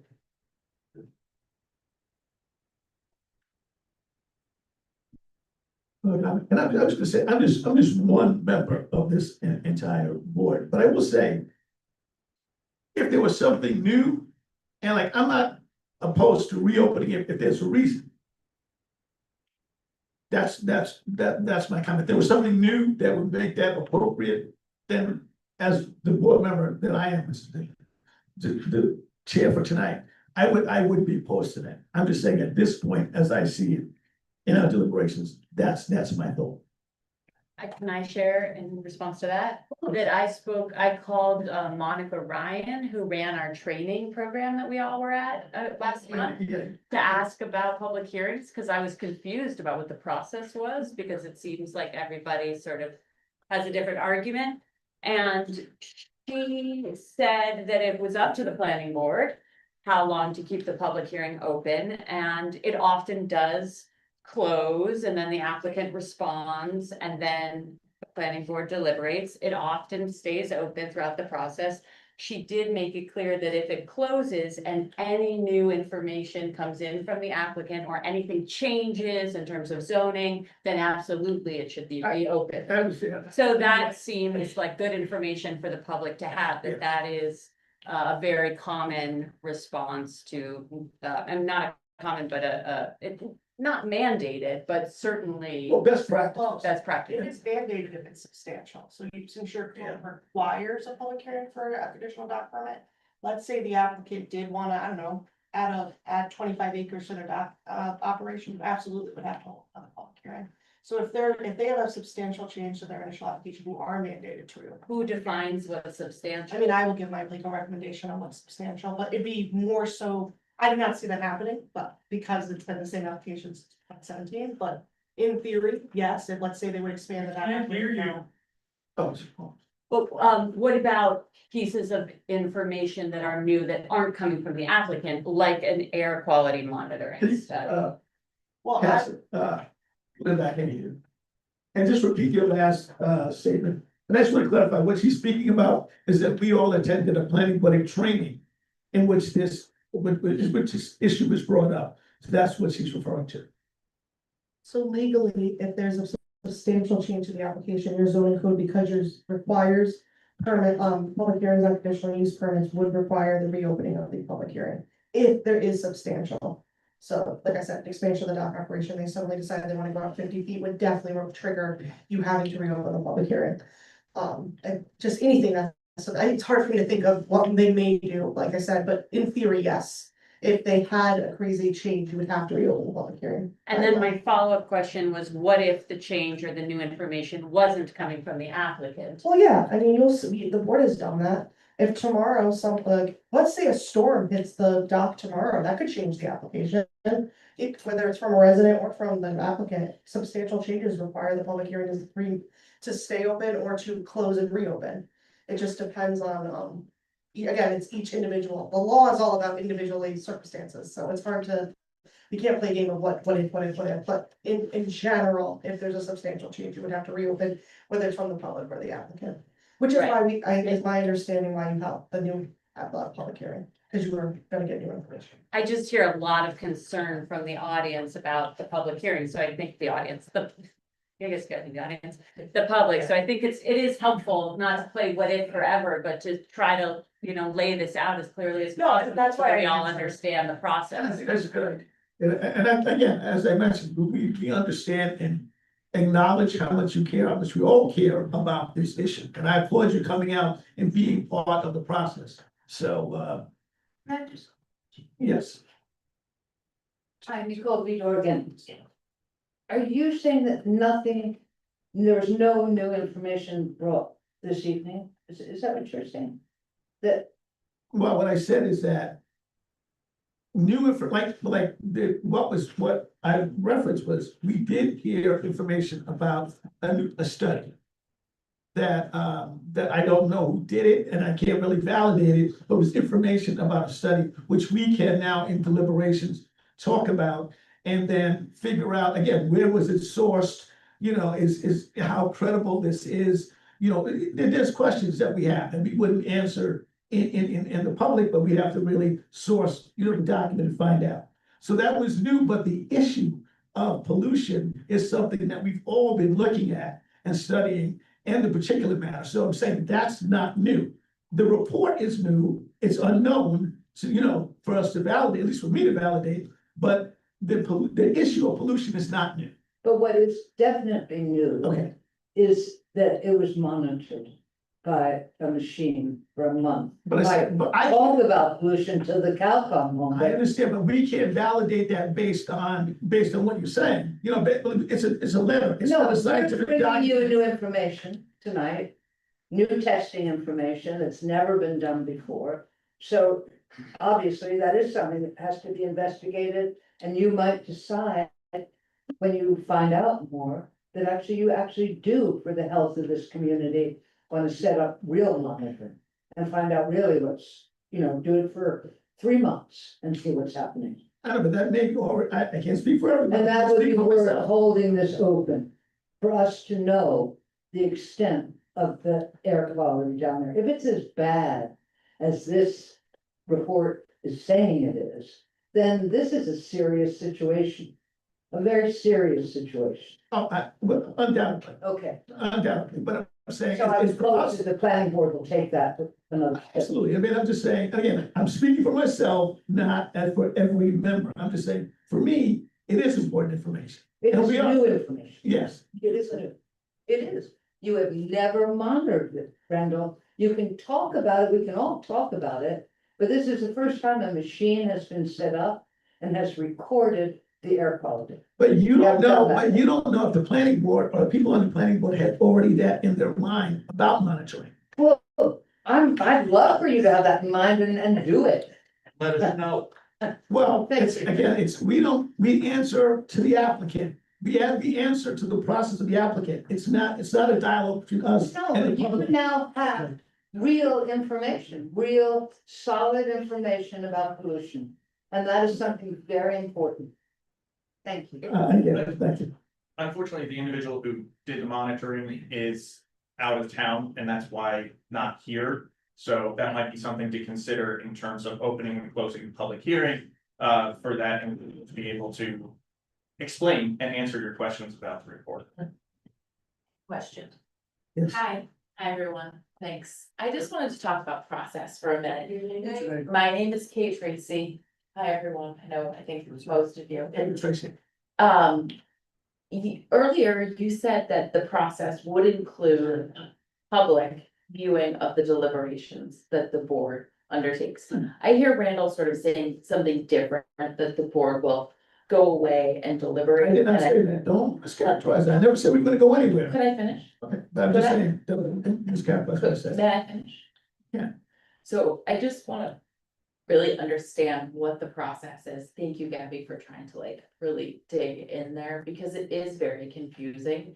Because it does change from Pocketbook Factory, which I was witness to this process. So could someone, maybe, I'm sorry, I don't know your name. I'm Cassandra, the attorney. Cassandra, could you lay the process out for us from start to finish, so we all really do understand how this is gonna work? Would change the chair asked me to, I will. Yes, yes. You see permission from the chair. So, the way that these work is that the proposal comes before the board. The CEO, which is Craig in this city, reviews it and says, is this part of the zoning? Does it meet the zoning, does it require site plan? He does the initial zoning review. If he thinks a site plan or special permit is required, which in this case triggered by the dock operation, as many of you know, is then pushed onto the planning board. The planning board then does their initial review. And then looks, the first question that asks is seeker, and in this case, the board has said it's a type 2 action. Then, because it's a special permit, the next step would be a public hearing. That's the step we're in right now. Again, the purpose of a public hearing is for the board to take in the public's comments, not necessarily to respond to each comment. Not, especially a back and forth. Usually it's just public participation at the board. Again, as Gabby said, it could go, different planning boards run different planning, like, different hearings typically, but typically you talk to the board, not the applicant. The planning board typically closes the public hearing or leaves it open depending on the circumstances, and then once it's closed, the board deliberates. So deliberation could be a year, and it could look like you need to fix, we want fencing, and until you get the fencing, or your engineers have not sufficiently put the road up. I mean, it all depends on the project. So some projects take years because they're large scale and they require tons of engineering. And some projects are simple, such as putting up a simple fence in some communities, and are a one-stop shop, and you could do it in 2 meetings because it's just a simple fence. So in this case, it's a larger project. The next step is deliberation. There'll be conditions imposed, and the resolution will look like the Hall Road resolution where it has a bunch of conditions. And it'll mimic the current, it will mimic the resolution that's already on file for the conditional use permit with additional conditions imposed by the board. So the next step, once the public hearing is closed, is deliberation, which could take months. And I the thought that- deliberation, that is a deliberation that happens in front It of must the happen, public? it must happen legally, it has to happen in front. And anything that's not happening in the public is not part of the record and is not an official, so if there. Point of clarity, so it sounds like there is an indication that we may, or the planning board may decide that they want to do their own independent monitoring Yeah. to confirm that was done, right? Like, let's just say hypothetically, so should that happen, should the planning board decide to do that, how does the public know that? How So, are we included? Yeah, so everything's gonna be, I encourage everyone to come to the meetings or watch the meetings, they're all recorded. And basically, you need to follow it, like any other project, talk about Factory, Mill Street, they all happen in public. You come to the meeting, you listen to the consultants, everything, the planning board tries its best to post everything at least 24 hours before the meeting. We try to. A lot of times resolutions and stuff are changed last minute, so just drafts will be posted, same with reports from the engineer. But we do try to post them on Unico Lab, at least 24 hours before the meeting. The agenda is always posted, usually 24 hours before the meeting, very rarely is it not. That's the open meeting law. Just one more follow-up to that, which is, so the planning board has decided they want to do an independent study, but the public hearing is now closed, the deliberations have all happened in public, but there's new information. So That you advise the planning board about what the scope is or what the trigger moment is for reopening the public hearing? How does a reopening of the public hearing happen? If the board asks me, I'll do an analysis, or if I feel like it's something overwhelming, I will. It just depends, again, circumstantially. Of course, if Gabby asks me, or if Randall or Jean or someone asks, I will give me or Victoria, usually me and Victoria do this together. You have 2 attorneys on this, especially this project, so everything's being reviewed carefully. And yeah, we're here to answer all the board's questions, and same with engineering questions from the engineering consultant. I have a follow-up question. So, And before I ask this follow-up question, just because I'm learning about this process too, there are no discussions happening in private. The only discussions that happen in private are legal consultations where we are only allowed to talk to the attorneys. We can't even talk amongst ourselves privately. So it all happens. I drill that into this board, I promise. But so my follow-up question to that is, you said sometimes the deliberation process can go on for years. I was under the impression that when the public hearing was closed, a 62-day clock began. It's very, okay, so for this, so they were all talking about different things, and that's, I think, part of the confusion. People are talking about subdivision lines and all that stuff. This is not a site plan application. This is not a subdivision application. This is a special permit. There is no clock for special permits. Also, that 62-day deadline, that's another reason that sometimes the public hearing may be left open, is that 62-day deadline is, can be waived, but sometimes the applicant doesn't want it waived, even though it's in their best interest sometimes. So I think That's another factor that doesn't apply here. So there is no clock. I mean, you can't spend 10 years reviewing the No, project no, no, but there's no unnecessarily. 62-day clock once the public. Because there's no site plan required on this stuff. It's just special use permit. Okay, thank you, that's very clarifying. This is odd. It's odd. Most applications have a site plan Yes. associated with that. Hudson is unique. It's like the only community that I personally represent that doesn't have site plan built into the special permit, but Hudson doesn't, it's separate.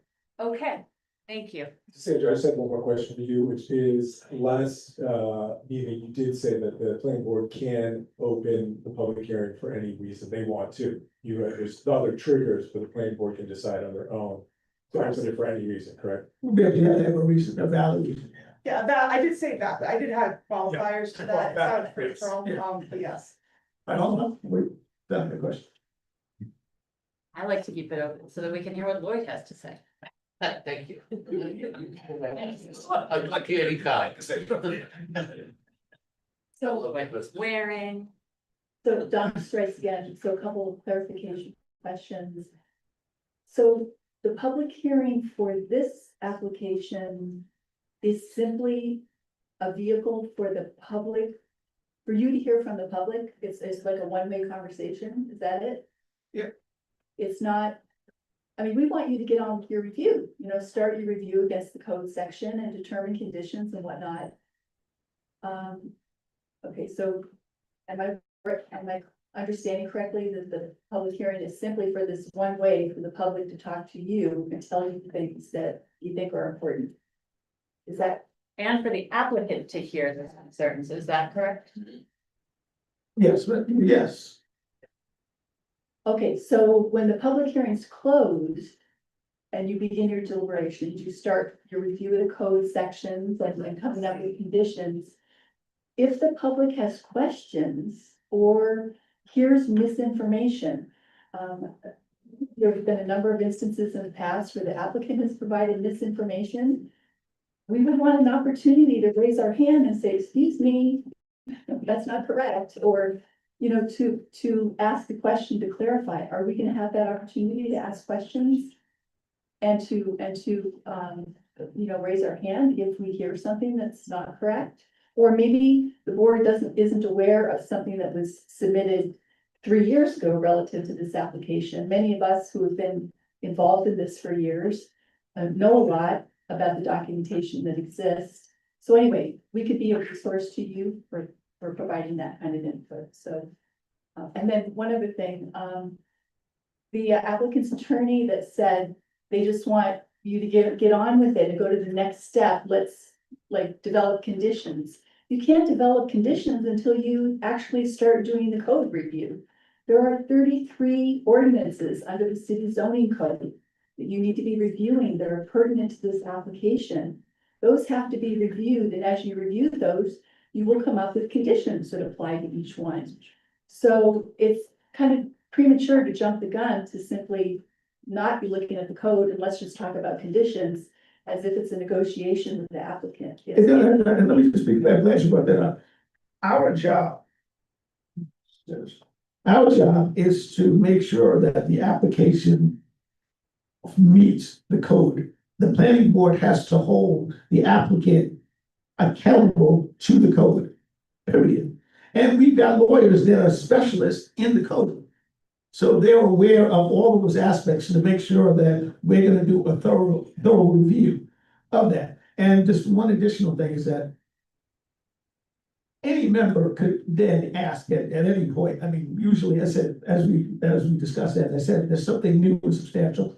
I would ask, for a public hearing. I have no reason to want to withhold the public participation at all. I've been there, when you were talking about all those days of those cumulative days of the hearings here. I've been here for all of those days so far. And it's not a problem because I enjoy hearing from the public. So no one's trying to hide or do anything non-transparent or curb anyone's ability to speak into the process. But I do believe that we have to go forward with the process. And I think people are understanding it better today. Thank you for Gabby and thank you for Cassandra for kind of clarifying where we're at and what the process is. It's not to sort of go into some back room and deliberate and then come back with an answer. And then the last thing I'll say is that if a member of the planning board at any time says, hey, they can ask for a vote to reopen the hearing. It doesn't have to be the chair or the vice chair or whatever.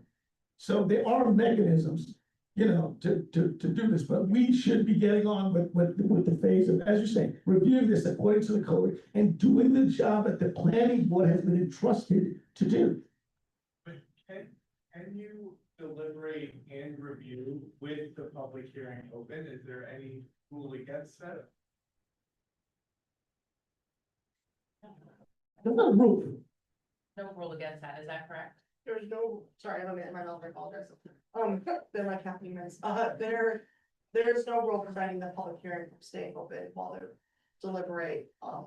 It's up to the board whether or not. So what would be the benefit of closing the public hearing? The applicant has said they will not respond to the comments until the public hearing is closed. Is that correct? The planning board request that of the applicant? So we volunteered, we have no obligation to respond to public comments. In a lot of cases, we don't. We volunteer. to respond.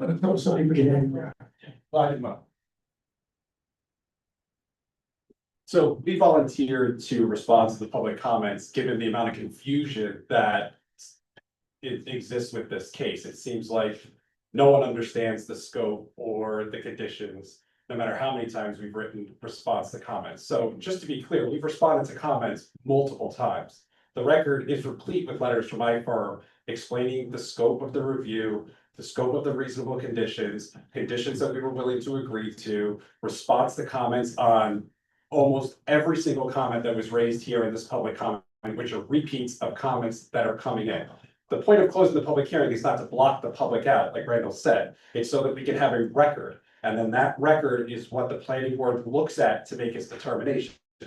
This case that is particularly important because if the planning board makes a decision that people in this city do not agree with, those groups will sue the city to get that application revoked. And it needs to be clear to the courts what was looked at on the record when that decision was made. And so that's why we've refused to meet in private with people and have any discussions or deliberations that are not in front of the public on this hearing. Because we don't want to come to an agreement with the city and you guys issue a permit that has 4 or 5 conditions in it that we say, okay, those are our conditions we live with, and then we get sued by a local organization and now we're all back to square one again. So it's not just the applicant and the planning board here. So the reason to close the public hearing is to finite the record that the decision is made on. The public doesn't participate in the deliberation process. They cannot by law participate in the deliberation process. The planning board cannot delegate its authority to the mayor, to common council to pass a local law while our application is pending. It does not matter. It is all irrelevant. All that matters is the comments that are provided by the public. And like Randall said, it's a one-way street. You provide your comments. We have volunteered to listen to those comments, to respond to those comments, to provide the planning board with any necessary facts that weren't being considered when the comments were made. A lot of comments are made just a misunderstanding of the operations, which is completely understandable. These folks don't work at Colarusso. They don't know what happens on the Colarusso property. It's private property. So that was our way of clearing the air and to provide some clarity, to provide our legal position on some of these points. It wasn't a way to leverage the closing of the public hearing because we can start a clock to get to a determination. I think that ship sailed in 2017 when this application wasn't acted on. So, no, go ahead. What, again, I'm just trying to understand the process. When you say you have volunteered to listen to or read the public's comments, you're not required to? No. Oh, so when we were discussing the Kite's Nest process last week and somebody said, can we leave the public hearing open? Somebody said to the Kite's Nest applicant, well, then you'll have to come to every planning board meeting to hear the public comments. So why doesn't that apply? If the public hearing is open, Mm-hmm. then I think you have to put them, they'll be in the agenda and somebody has to show up. I believe. But that would just be, the project applicant is completely, there's no obligation to be here. I mean, if we weren't here, the planning board may pump us and say the applicant's not here, so we show up because we want the process to move forward, but there's no So to BJ's point, why kite says, I apologize, I was sick, I was estimated, but typically. I hate getting up, guys, this is, it's a little place to sit, just. You wanna change places? Honestly, I keep getting up. You can share it. No, I'm not getting my chair. You I have no makeup on, guys. You're the more important voice here. No, it's okay, let me switch it Go ahead. And yeah, sorry, this is my son. No, that's okay. I have, sorry, I I don't wanna touch your stuff, so. babysitters with my 6-year-old. And here's your purse, I don't want to read up. Thank you. So, to TJ's point, no, he does not have to show up. The kite desk conversation relates to, you have to pay the like, it's always on the agenda, if they have a public hearing, they're always on the agenda, and then it gets billed. So it's more of a billing thing than it is like, the applicant doesn't have to show up, they don't have to respond to public comments. That being said, they have to respond to the board's comments, that's why deliberation needs to happen. Because the applicant needs to respond to what the board wants. The board can listen to all these comments, but they might not necessarily agree with all of them, or maybe they do, it doesn't matter.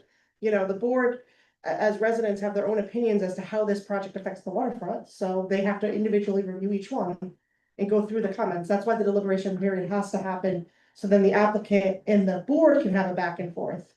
Not so the applicant and the public can have a back and forth, that's not the purpose of the process. Thank you, that's clarifying. Just to be clear. Come on up, Ed, can't hear you. He said his hand raised.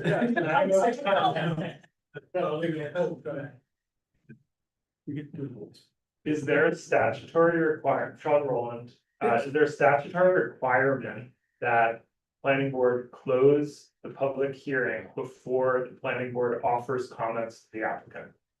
Yeah. So then there are many members of the public here asking for it to be left open. And we are not trying to obstruct your process, and by what you just said, there's no reason that you cannot offer comments to the applicant. And things could move forward and the public hearing could stay open, so we might learn new information from the applicant, who so far has not replied to us. And I remember this happening with my project, right? We had comments from the board, we answered those comments to the board. And then people had more comments for us, and then, what we did, we went away and really thought about it and said, hey, there was new information from the public. And we said, that's a really valid point, we hadn't thought about that, we are going to then amend our proposal for conditions, and that was a productive process that kept the public involved. And it doesn't sound to me like there's anything stopping the board from proceeding in a fashion like that. And it doesn't even sound like there's a typical process, right? I've heard, well, sometimes it's like this and sometimes it's like this. In a very important decision, it seems relevant to keep the public involved as the conversation unfolds. Thanks. So was the pocketbook process, was the public hearing left open because of seeker? I believe it was left open even after seeker was complete, because we were discussing conditions, and at that time, the board's determination was that they wanted the public to be able to comment on those conditions. Thank you. Ben? What you said. Yeah. Hi, Nick. I'm not speaking for any coalition organization, I'm just speaking as Nick Zakos now. But the same concept, trying to find a middle ground here. Good friends with you, Sean, but I disagree completely. I think your strategy is much more of a fighting. Let's force the applicant's hand and say, you have to provide your comments while the public hearing is still open. What I would say is, and this has been really helpful, I really appreciate, Gabby, you asking for all this clarification. I really appreciate the attorney giving all this information. I understand it so much better. I feel like we need to come to the middle. We need to move forward with this, figure it out. I really want to hear the applicant's responses to a lot of these things. We can close the public hearing, it sounds like. The planning board can start to do their job. All the meetings are in public. The public can still ask questions, do things. It's not an open public hearing. Comments can No, you can't. if there's something comes up that's big enough to need a public hearing, we can open it back up. That's their decision, not ours. I'd like a future meeting, Right. but it won't be on the record. Like, it will be the record of the meeting. Record of the meeting, so, because there's always public comment at the end of, so I, there it is. At the end of planning board meetings, there's public comment.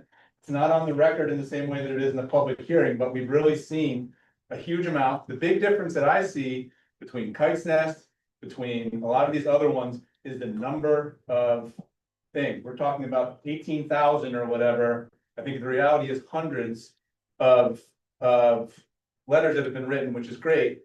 We have a lot of comments for the planning board and the applicant to go through. Let's let the applicant do it. Let's move forward with the process. If something huge comes up, if you guys look at that air study and it's like red flag, we have to do this. Let's open it back up and do that. But let's let the planning board move forward with this process. Let's hear from the applicant and move forward. I think that seems like a really good process. Just my opinion again.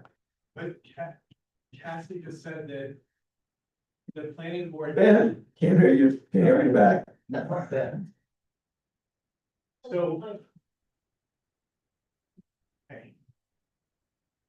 So you can deliberate and you can review while the public hearing is open. Yes or no? It is possible. It's possible. Yeah. And I don't mean to say that to be obtuse about it. I'm saying it is possible, but what the stage we have to get to is hearing the comments from the applicant and then starting that deliberative process. And I guess we want to be able to do that and focus on that. It doesn't stop you from asking questions at the end of a meeting. It doesn't stop the public from witnessing the entire process. But we have to get to the planning board, I'm gonna say it again, we have to be able to do our jobs. Why is, I think the question is, and it's confusing, what is stopping us from beginning that process? I think that now, I would ask for any more comments, and I think it should really just be a board deliberate, I want them to answer you, not the public, that makes sense. Not shutting the public down, but I want the board to deliberate. I think this is a board deliberation, I would ask them for more comments, and then I would move on to make sure everyone's heard. And then I would have a board deliberation on what to do with the public hearing. I don't want to shut anyone down, so I would finish this portion and then let you and Gabby deliberate. And then- Okay, so everybody, next people, 1 minute. Sorry, I just. But that's gonna be in front of everybody, not executive session. Last roll call, we did 3, then 2, then 1. So, Donna, and then you, and then, yeah.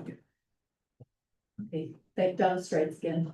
So again, just to clarify, if the public hearing is closed, you will allow the public to ask questions at the end of each meeting and or raise our hand if we hear something that's incorrect or whatever. We could comment at the end of the hearing.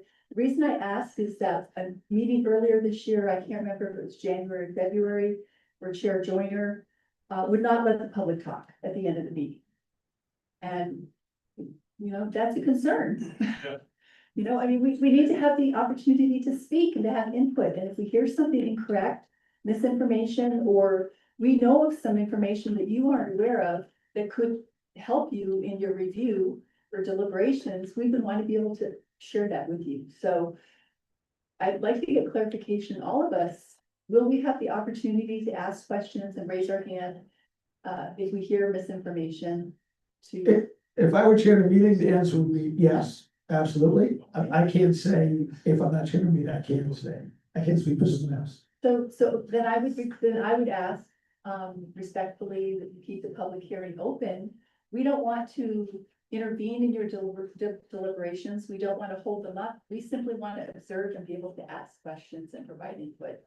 And if we have new information, that we can give it to you, as opposed to you having to formally open up the public hearing. Let's set a date for a week or a month down the road, and that just would seem to delay the process further. Why not keep it interactive Okay, yeah, So yep, okay. All the way, come on.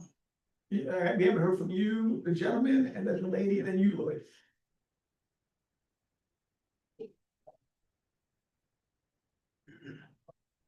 Well, Deputy Union Street, I just wanted to use my 1 minute to say I don't see any benefit to me or to the public of closing this process right now. I think we should keep this public hearing open. Thank you. thank you. Yep.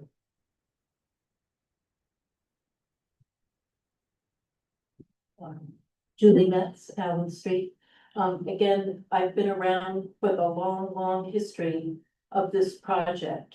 And throughout, one of the concerns we've had is that in fact, the applicant has not provided information that was requested many years ago as to accurate truck counts, all sorts of information that delayed this process. And so again, respectfully, as other people have said, I would urge you to keep this meeting open because I believe there will be further examples of withholding of information. And as Donna mentioned, possible misinformation that's going to need to be corrected in real time. And if it doesn't hold you guys up, you can continue to have that input from the public while you're doing your deliberations. Thank you very much. You're welcome. Oh, Lloyd, then you. 1 minute, Lloyd. Yeah, Lloyd Olden Ketting, and the benefit to closing the meeting is for the applicant.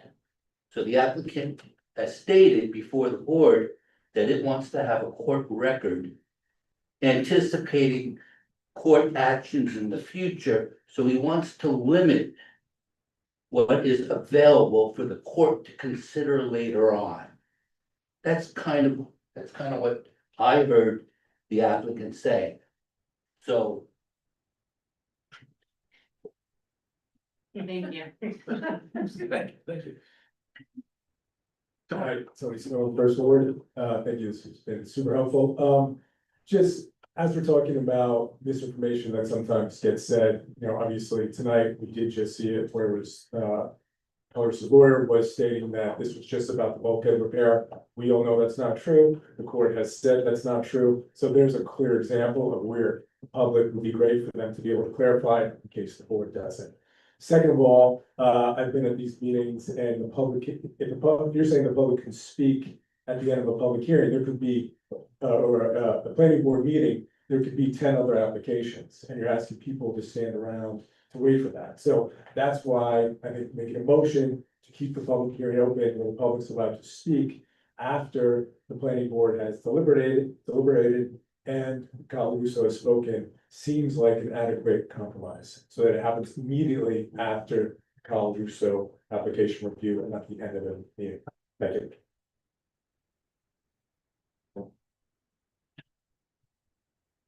All right, okay. I think you need to go into it. I think you need to go into that for the purpose of clarifying legal, for the purpose of legal advice. I just want to confirm that's the reason, but yes. Yes. If it's a legal question for the purpose of legal advice. No, go ahead. Well, why don't you speak in case it comes up in the attorney-client statement? No, I just want to clarify for the record, there's a lot of discussion about the public wanting to keep the public hearing open while the planning board deliberates, because if anything comes up, they can clarify or whatever. So it is actually not legal to keep a public hearing open other than to hear public comment on the application. That is case law. It's not up for debate. Any other attorney or public member can come up here and say otherwise. It's not accurate. You can only keep the public hearing open to accept new information.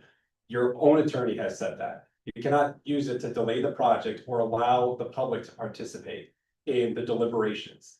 We are going to deliberate with the planning board, not with the public. If the public feels that there are new things that come to light, like a lot of projects were mentioned here, a lot of projects that we propose change over time. The application changes. Our application has never changed and it's not going to change. It's a retroactive project.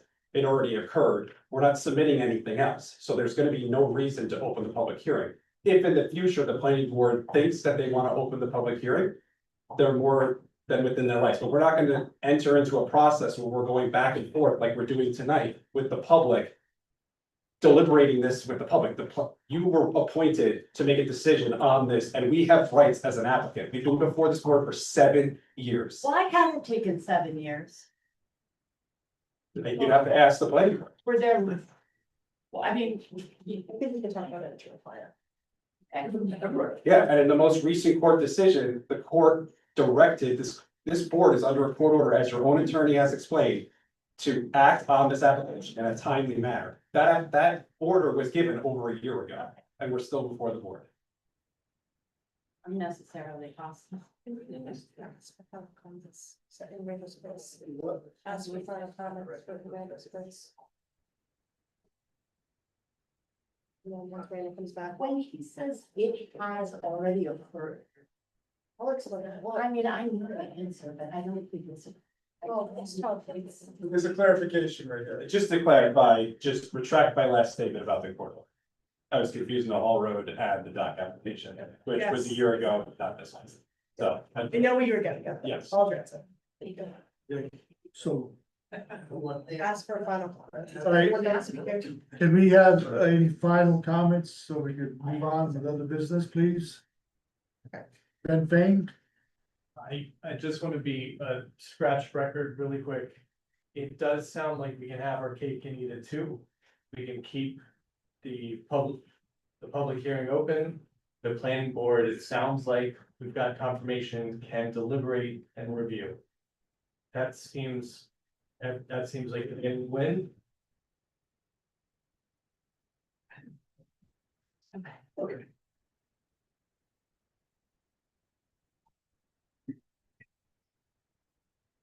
We're gonna go outside. So make sure everyone's just even off there.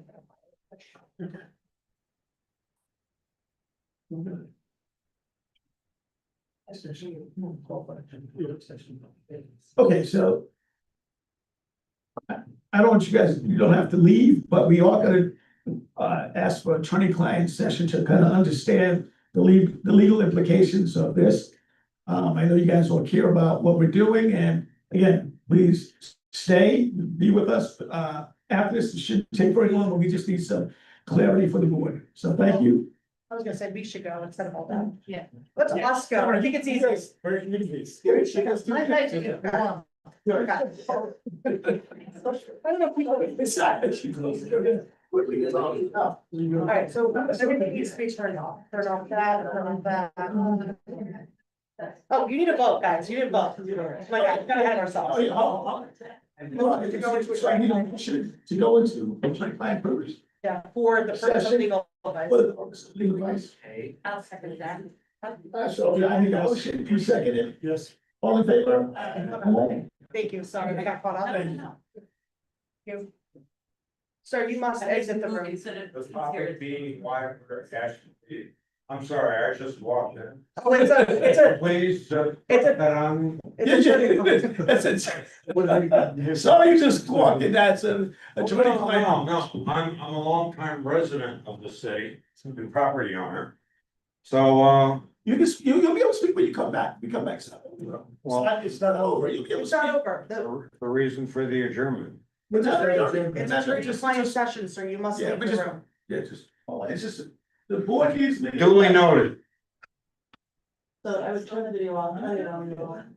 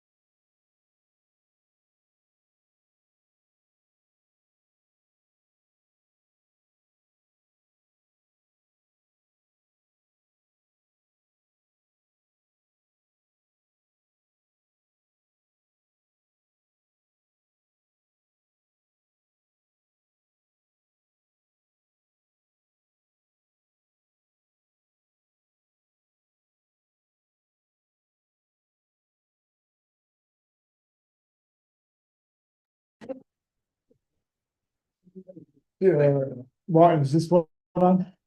I think she turned it on. Did you turn Turn it it on? on, yeah. Okay, that little there. Nice, yeah. It shows it out of the water. Oh, it's good to say. Yeah, we do.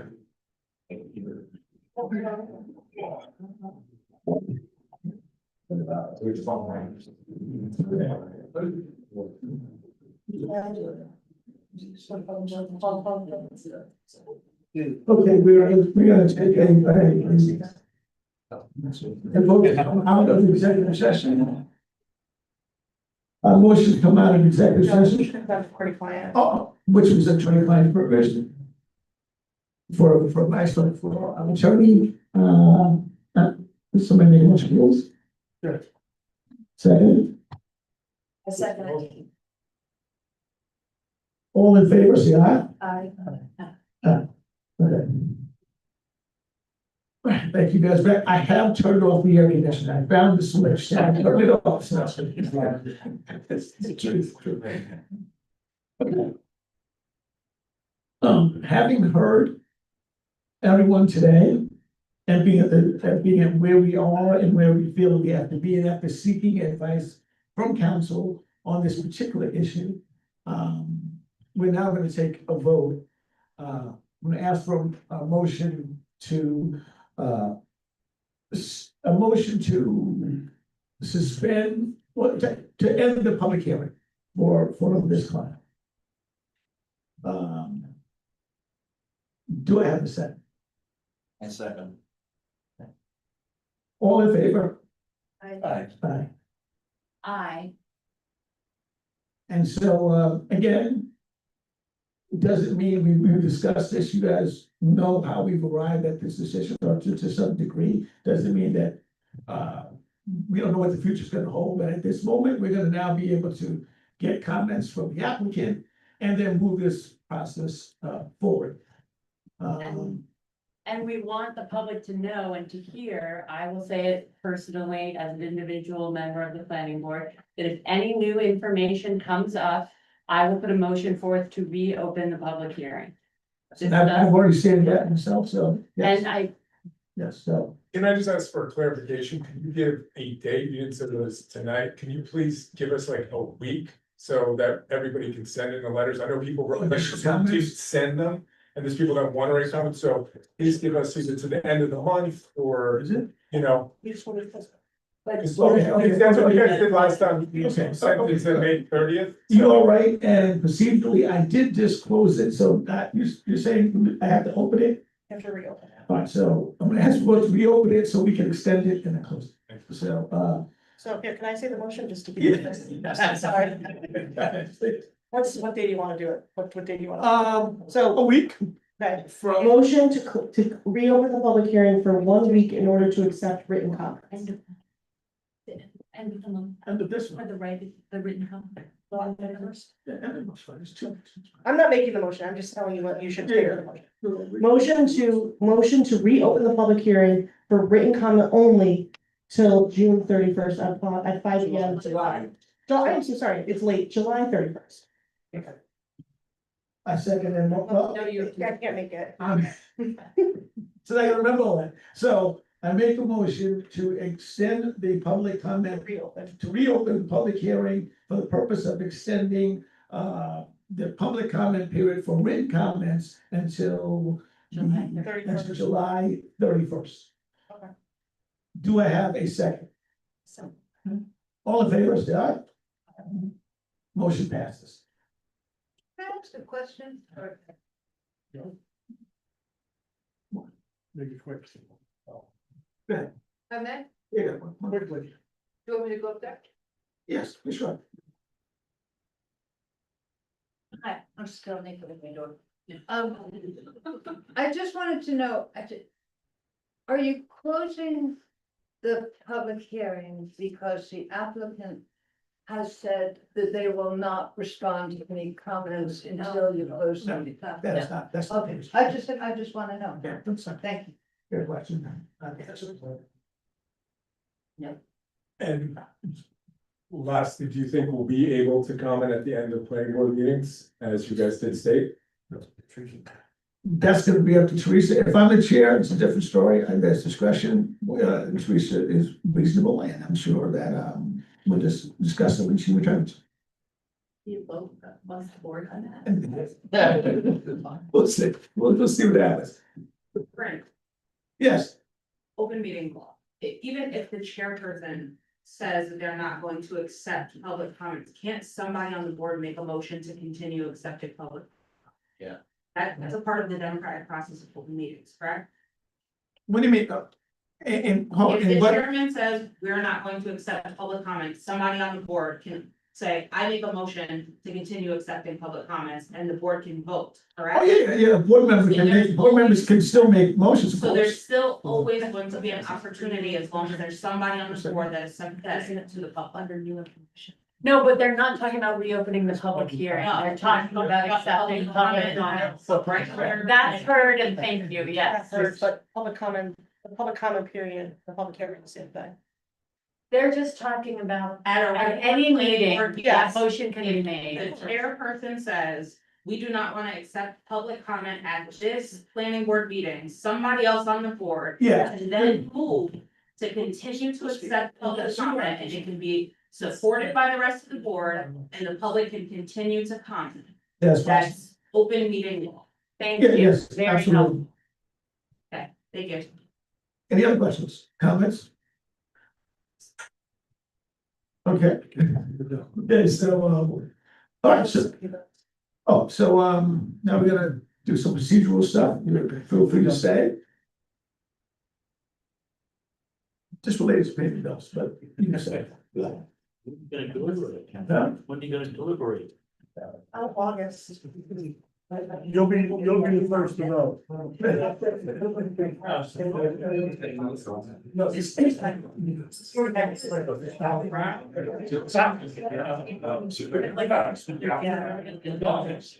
Okay,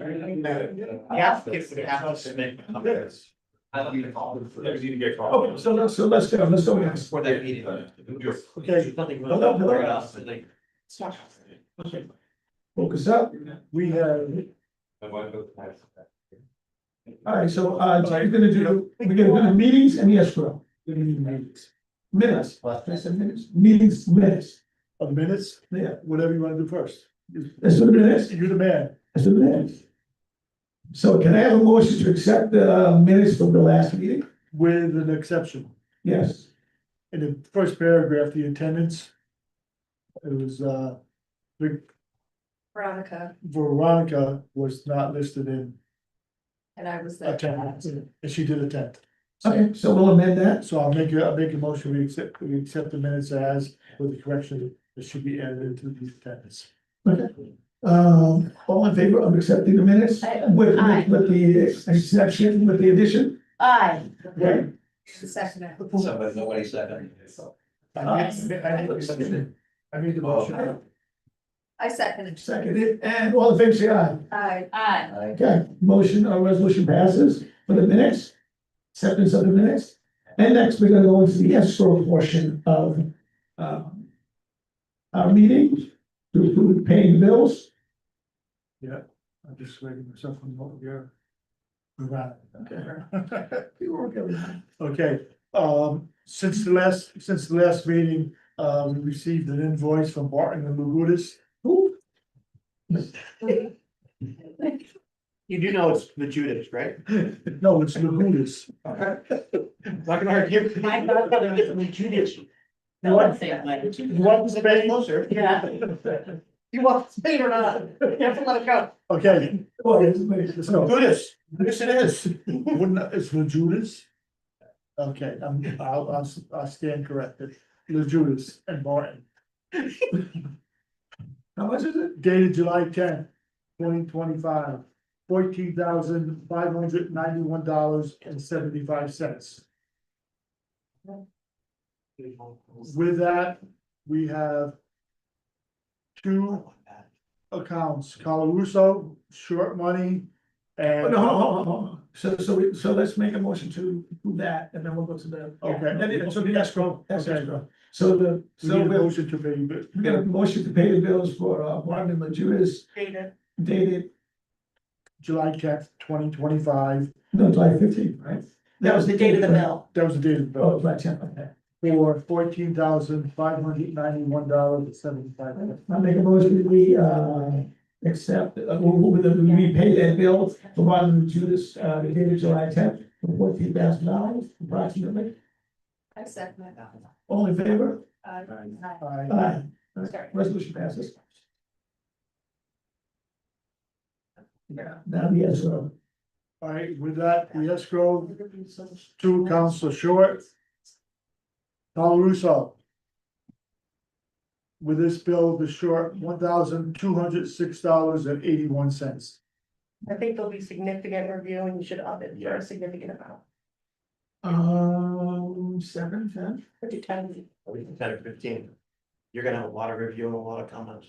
Okay. And you're gonna have a long, I recommend you have a very long deliberation. And somebody said at the last meeting to replenish the original amount. What? It was like $12,000, wasn't it? Yeah. So if we replenish it to 10,000, the actual ask will be 11,600. What are they, 1,600? 1,200 short. So it would be 11,000, 1,200 to bring it up to freshen it up to 10,000. Yeah. Okay,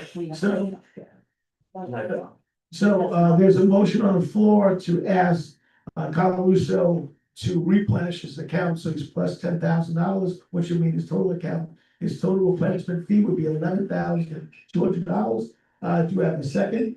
Yeah, I second that. All in favor, say aye. Any opposed? Motion carries. Let's, Next one, Boulevards, 117 Fairview Avenue. They're minus $558.41. They are finally done. I think.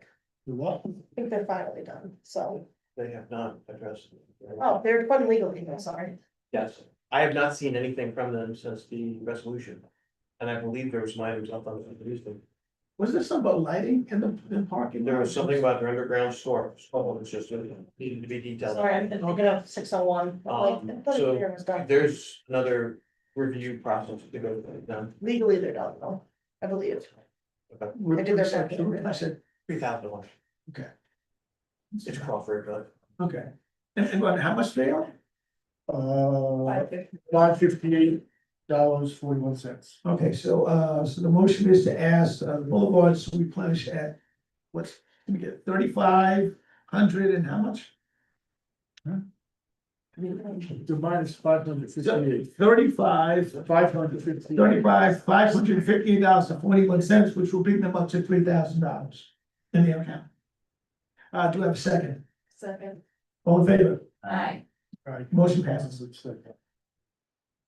How much was it for total amount? 3,000 plus that. 500. 3,000 plus Yeah, that. Correct. Yep. So they'll be up 3,000. Then Jean, what did you have for color Russo? What do you want to know? What they owe? No, what, sorry, I was out of it, what's colors is final number 11,200, 200. and then, Boulevards is 3,580. 3,558.41. Yeah, sorry. Should have been taken first. All right, nice, next. That. So I have to write this out for the treasurer. Resolutions that. Resolution. Okay. All right, so we need to, resolution to establish escrow for 70-72 North Fifth Street. Yep. No, No, you didn't vote on this. No, You didn't vote on this? Are you sure? we did not. No, we didn't.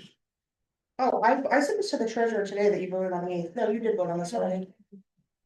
No, you voted on this already. Oh, I didn't have to sign it. Yes, that's for the treasurer. I'm sorry. Okay, all right. Oh, I wasn't at the last meeting, but I updated that today. okay, fine. And sign the other resolutions too. All those are yeses. Oh, we done. And then Randall, scan those. Can I in. just get a check mark? Sure. All right, are we done? Can we close the meeting? Yes, sir. We can get off. Okay. Is it done? Yeah, we'll do.